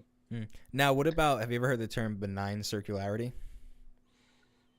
I think I've heard it from Bahnsen. Just let me shut my window. You good? An interesting thing that's happening is presuppositionalists would bring up the difference between vicious and virtuous circles. And to be honest, I have a hard time understanding it. But it seemed like every time they were brought up, atheists would reject it as just not a thing. Like that was just kind of a trick that presuppositionalists were using. But now, I think there's talk about it in mainstream philosophy. There's philosophy papers being written about it. It's known as like virtuous circularity, or vicious circularity, benign circularity, and a spiral and epistemological circularity, or epistemic circularity. Have you heard these terms at all? Yeah, there's this unfortunate term of epistemic circularity versus like formal or propositional circularity. I have two friends. I haven't talked to Precept Mars that much, but I would like to have him up, as well as Spicy. Spicy I've talked to a lot. We get along quite well. Spicy's an atheist. Would you mind if I brought them up? I feel like we're having a good conversation. It might just add to it. Yeah, go for it. Or if you want me to leave, I've already taken enough time. But I'm gonna get off in 10 minutes anyway. Okay. But I would like to. This would be an interesting group of people to have up at once. Sure. I want you to bring whoever on. That's all right. Okay. No, not super important what I was saying. I was just going to complain about analytic philosophy, but okay, go ahead. I do that all day anyway. Yeah, it's fine. Yeah, I'm a recovering philosophy major. I just wrapped up a degree in mathematics and philosophy, but I kind of don't really like a lot of philosophy. I think it's very It depends on the day for me. Some days I'm like, this is awesome, and other days I'm like, I don't care. I'm going home. I'm going to play video games and go take a nap. Yeah. What's up, Spicy? What's up, P-Max? Why do you meet all these cool people? It's crazy. Yeah, I think. They're not in the Streamlabs, are they? Oh no, you can't hear them. No, I can't hear them now. Let me see. Oh no. Oh wait, can you hear me, Alex? I can hear you. We can hear Unity in the streaming apps, so we can hear us. I'll be able to hear them on a delay if I watch the YouTube, but I won't be able to hear them as they're talking. Yeah, that stinks. You can hear John, right, guys? Yes. Yeah. Yeah, I can. All right, let's see. I just wanted to make a real quick point though about the vicious and virtuous circularity. Go ahead. So the idea is like a vicious it's viciously circular because it's inconsistent on its own assumptions. But Van Til would say like we take a leap of faith in Christ, but it's not a leap in the dark because it's consistent within the system. So having faith, starting with faith in Christ, is consistent within the Christian system. But like for an empiricist or something, like I don't know, having faith in empiricism isn't going to be consistent with an empiricist system. Yeah, I guess I have trouble with that. I talked to an apologist, Eli Ayala. He's Revealed Apologetics on YouTube. He's good. Yeah, and he was trying to explain it to me, and I think I got it, but it was tough to like.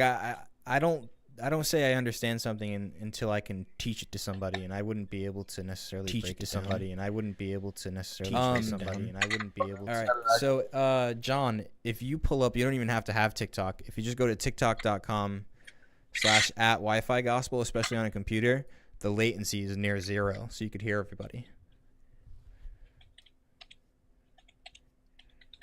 Yeah.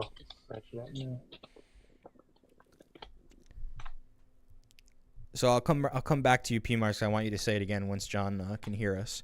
But Spicy, would you come up for you? Just want to say hi, or you had something? Yeah, I just wanted to say hello.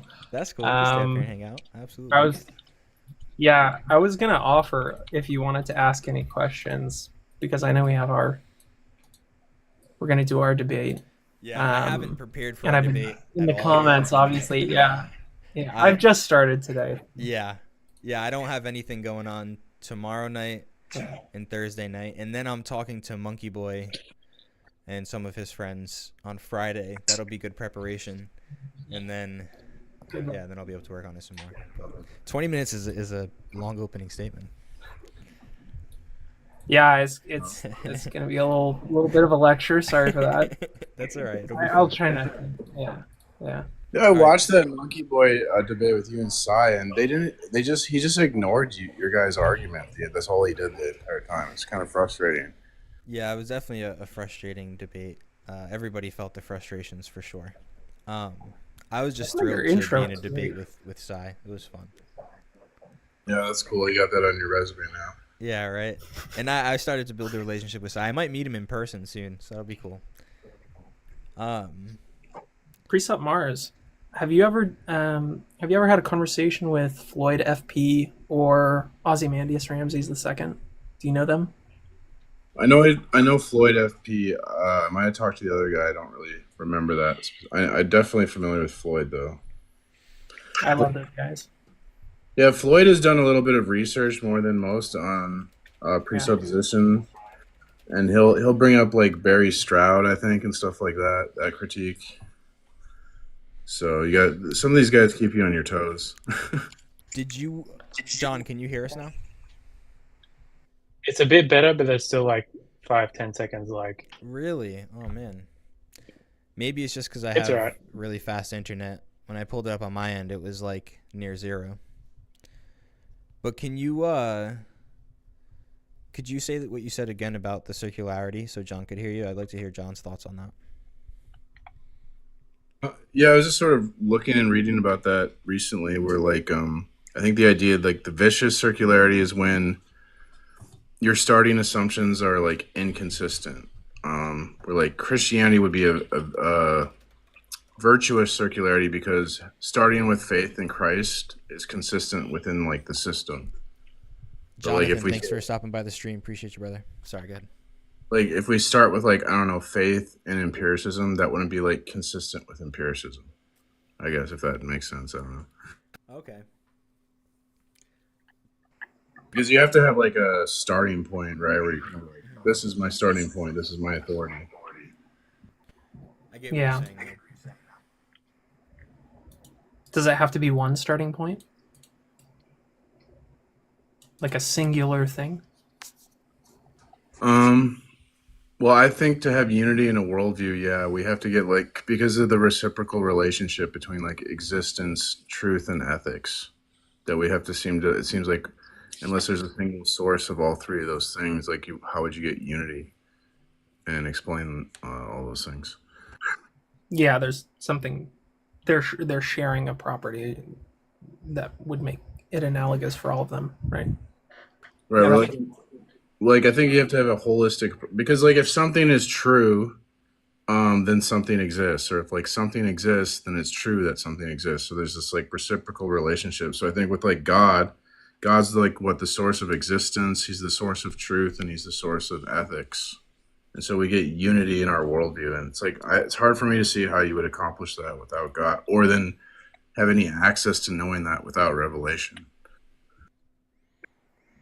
So, I mean, when I when I when I hear precept now, really all I hear is, well, at its root, I hear an appeal to an ontological story that, like, if this ontological story is true, then I can know things, or then there's transcendentals, or you know what I mean.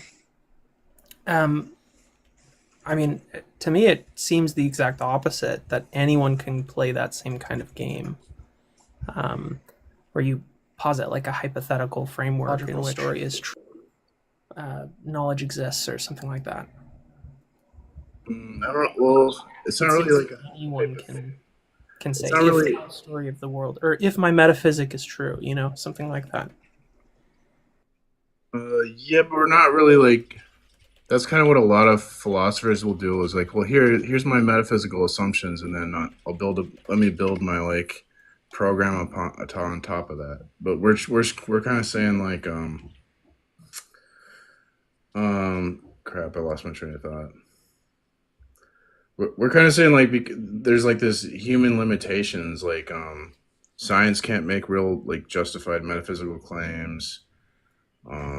Yeah, I would agree with that. Philosophers can't make justified metaphysical claims, so we kind of have to like submit to this authority outside of humanity, Yeah. like God's revelation, or else we won't be able to make sense of like rational or empirical evidence. Yeah, because I would say that I'm an atheist that appeals to faith, and it seems to be a very unpopular opinion, but I think it's the most honest. What do you think about that? Well, yeah, I think that would be more honest, yeah, because yeah, you're not there's going to be a lot of things that atheists are going to take for granted that we like bring up in precept, where you have to believe, but you can't have justification. Yeah, I wasn't taught, like, this is my favorite example. You were never taught to trust your senses or your memory or anything else, right? You just did. You were born, you had faith. No one had to teach you any of it. It just came with you. So it's like an animal faith almost. The way Darth puts it is like God designed the way you think in the world in a way where you can't like rationally deny your senses or deny your reasoning without being like insane, basically.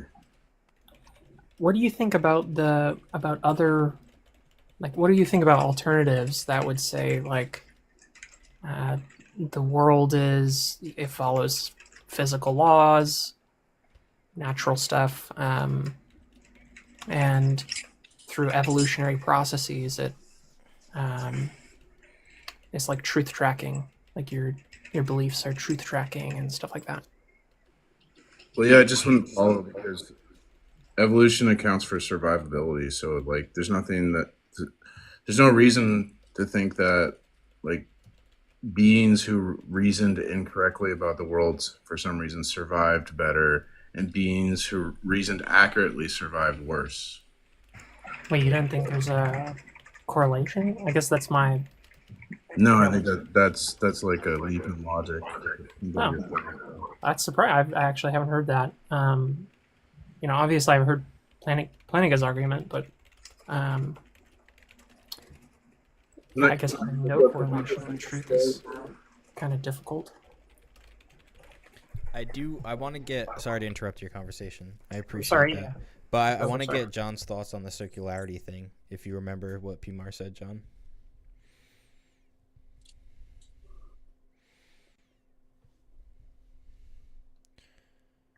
Yep. So I just muted TikTok. So if they, just so I'm not Okay. hearing myself. What did he say about circularity again? Could you remind me? So 5 minutes ago.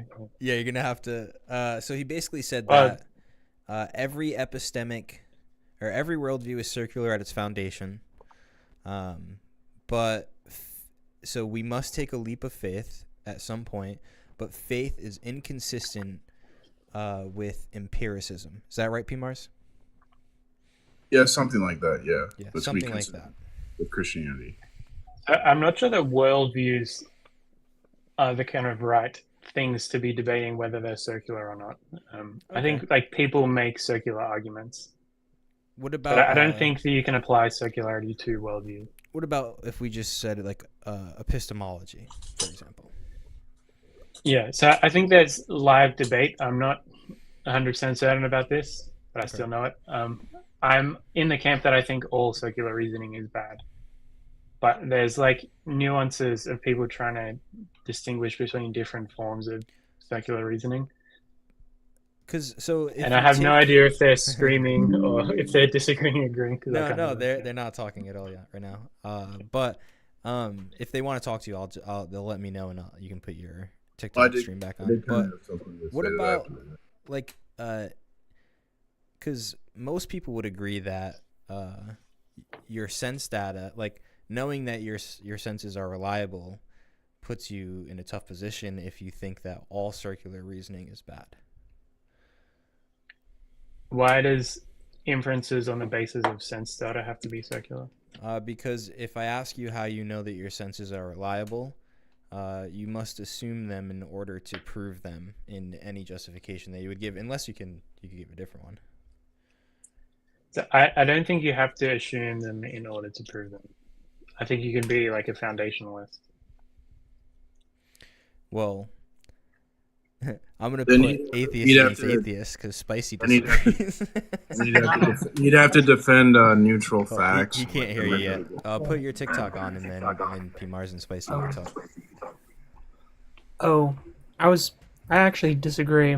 I think when it comes to, that's why I was talking about faith, right? Like when it comes to the valid nature of logic or something like that, that's a belief that cannot be defended rationally. It's correct to say if you were to try to do so, it would be circular reasoning, whether you want to rebrand that as vicious or virtuous or whatever you want to label it as. It's definitely circular reasoning.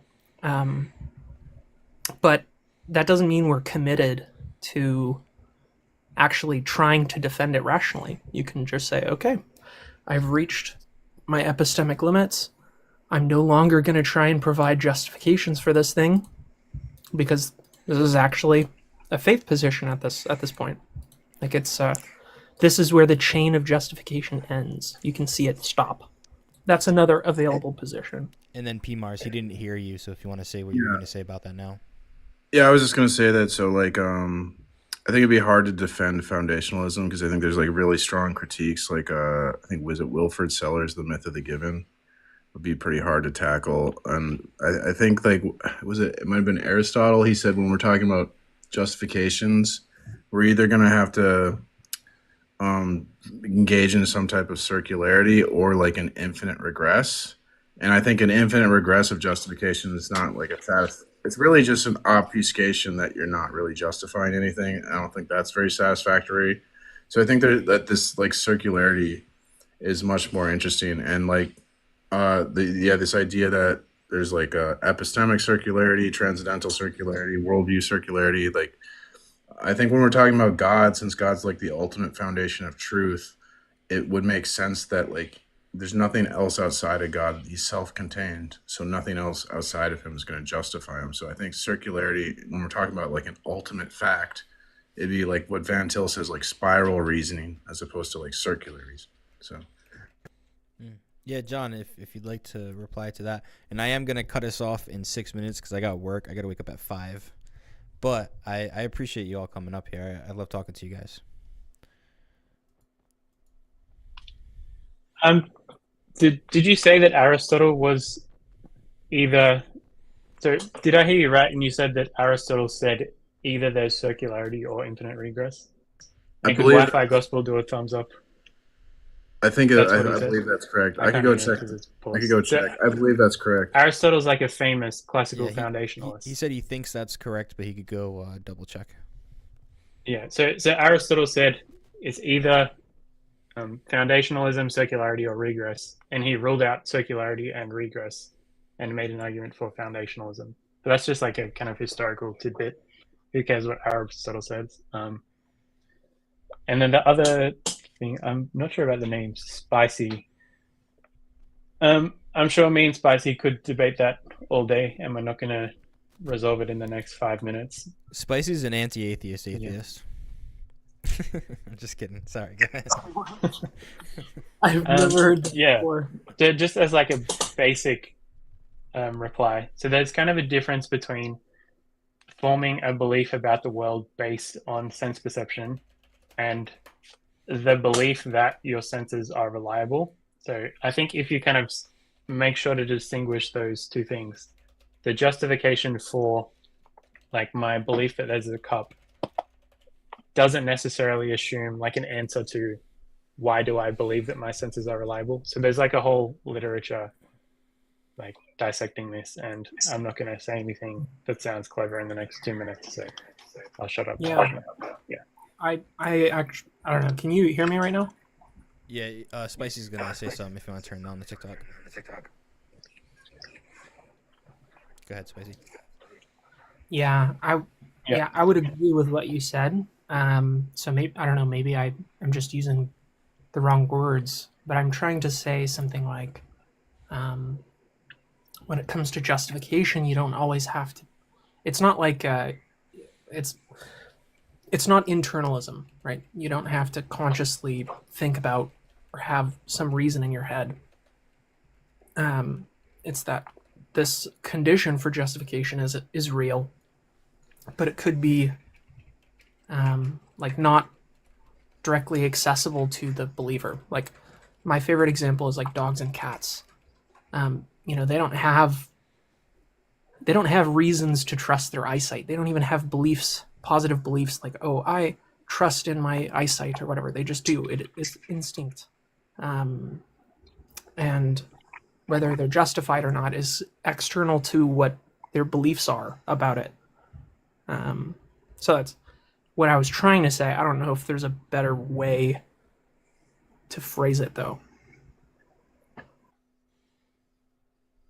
So I went back to the paper and I kind of misread it. So it says that Aristotle pointed out that our options regarding first truths or foundations are limited, and then asked to justify why we ultimately believe something. We will, let's see here. When asked to justify whether we ultimately believe something, then our answer will make a reference to some other belief or wait. I'm getting confused now. Oh yeah, in the course of justifying our beliefs, we will refer back to some belief that we have already been asked to justify, and we will be involved in circular reasoning, or it'll be like an infinite regress. So I guess Aristotle didn't say that. It was like talking about Aristotle, and then it started talking. So I got kind of confused. That's my bad. All good. John, yeah, if you want to reply to what Spicy said. Sorry, I'm looking at chats over here, so I kind of missed a little bit, but I've heard Spicy talk about the cat and dog thing, so I think I understand what he said. So maybe I'll reply in reverse order. So I can only say the word precept. I don't know what the rest of the name is. But he was kind of describing what's called the regress problem. So you say that I have a belief, and then that belief is formed on the basis of an inference. And for some beliefs, it goes like a long way. I can give you like long chains of reasonings. Sometimes it's kind of short. And what Aristotle pointed out, that there's kind of three options. You can say that there's like an infinite chain of inferences. You can say there's a circle of inferences, or you can have a belief that's justified. So you're rational in believing it, but it's not formed on the basis of an inference. And that's the thesis of foundationalism. So a foundational belief would be those beliefs that you believe you're rational, you're justified, you're not being irrational, but it's not formed by an inference. Just a little explanation of what the kind of context of those comments were. And then to Spicy, we might just have to debate whether or not dogs and cats have beliefs, but I'll leave that for another day. Ooh, that's fun. I'll say my opinion, because why not? I think that in observations, there is propositional content behind them, but you don't have to be like explicitly aware of that. So I think like a baby or a dog can see their mother and just believe that it's their mother, but without going through like an elaborate chain of reasoning. And I'm an internalist, but I'll shut up because, yeah, it's hard to debate when I can't hear what you're saying at the same time. Yeah, so. I'll have to figure out And we're short a of good time. way I'll have to figure out a good way to get the audio to come through so I can have guests on both talk to each other. I didn't even think about that because I never do it.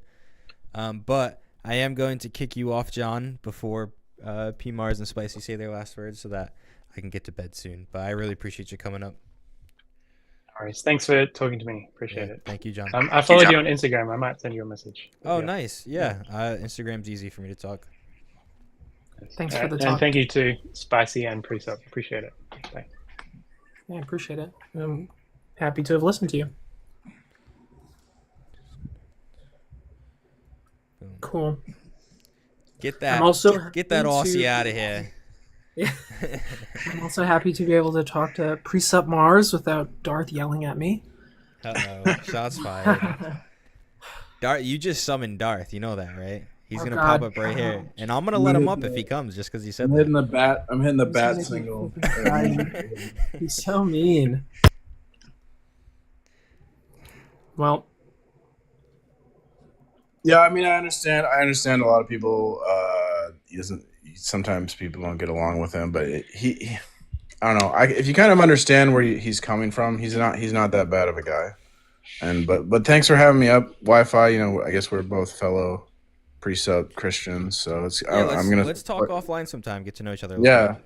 I want to support you and stuff. So because we're on the same page here. So Yeah, let's do it. Let's talk about a few things, and then you've seen some of my Okay. streams. I've seen some of yours. I would love to talk. what's more. a good way to get a contact? With You have Discord? Yeah, Cool. Yeah, it's at Wi-Fi Gospel on Discord. at Wi-Fi Gospel. Okay, Yep, over I here. got all the ats. I made sure to. Do I have to put an ad in there at Wi-Fi? No, I think if you just search Wi-Fi Gospel, like when you Discord's a little weird like that, but I don't think you Oh, need the you app. got your name on all the medias. Yeah, that's good. Yup, I did it, and I got the domain. And nobody has successfully made fun of my name yet. That's not Okay, an invitation to try.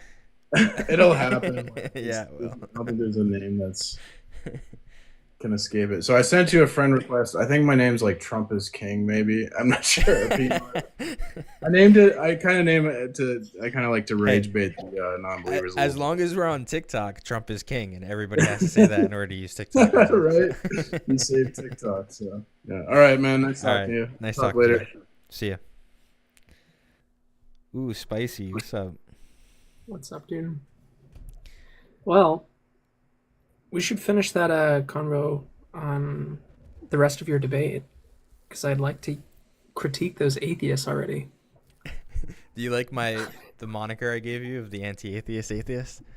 That's pretty funny. Yeah, you should put that in your bio now. No, just kidding. But it would be fun just to drag you up here every time an atheist. You know- like an atheist you disagree with. Funny story. So my girlfriend's Catholic, and for the longest time, I had non-stamp collector on my profile or in my bio, and it just put a non-stamp collector there. And at some point, she went and bought me stamps, so I couldn't say that anymore. Oh, And nice. so now I have to put, like a dashed line through it. Yeah. So that's I'm funny. no longer a non-stamp collector. Nerd. Yeah. That's So yeah, I kind of forget. You know what that everything means, I right? Said. a What's that? non-stamp collector. It's like it's people who say they're non-stamp collectors. They're basically saying they're atheists. Oh, I just muted you. I don't know why I did that. Hello? Oh, so wait, I didn't know there was a collection there, a connection. What is it? Oh, you didn't know that non-stamp collector? It's a way of saying that you're an atheist. How? Because the argument is more or less. I can hear the snarkiness in your voice. Just say it. It's like if atheism is a religion, then not collecting stamps is a hobby, or not playing baseball is a hobby. Okay, Right. but you don't even believe that anymore. I know, it's hilarious. That's why I have it. Okay. Yeah, that's Yeah. good lore. Good lore. Yeah, so I used to be that form of atheist as well. Yeah, I remember you telling me that. Okay. Until Sci-10 Brugenkate destroyed your worldview. Actually, though, my friend is like the most literate presuppositionalist ever. Okay. He You sent still haven't hooked us up yet. papers. You don't. Yeah. If you combine us, we'll just be unstoppable, and you I won't have don't anywhere to want go. All right. Well, Yeah. hey, I'm glad I joined. Yeah, it was fun. So, yeah, I just wanted to give you an opportunity to like ask me questions too, so I'm not like secretly, preparing No, of course. in an unfair way. So At this point in our online relationship, I know I can hit you up at any time with questions. I think we're both doing this in good faith. cool. Yeah. So, Cool. all right. Yeah, I know I'll you talk gotta to get you to soon, man. Good night, dude. Have a good night. Bye. Bye. Thank you guys for popping out for the stream. Appreciate y'all. Shout out to ALC. Always here. Always talking in the chat. Appreciate you. I also see you. I watch all the streams. I see you everywhere. You're like me. We're a little bit addicted to YouTube. Maybe we can start a YouTube watching anonymous. Thank you guys. Have a good night.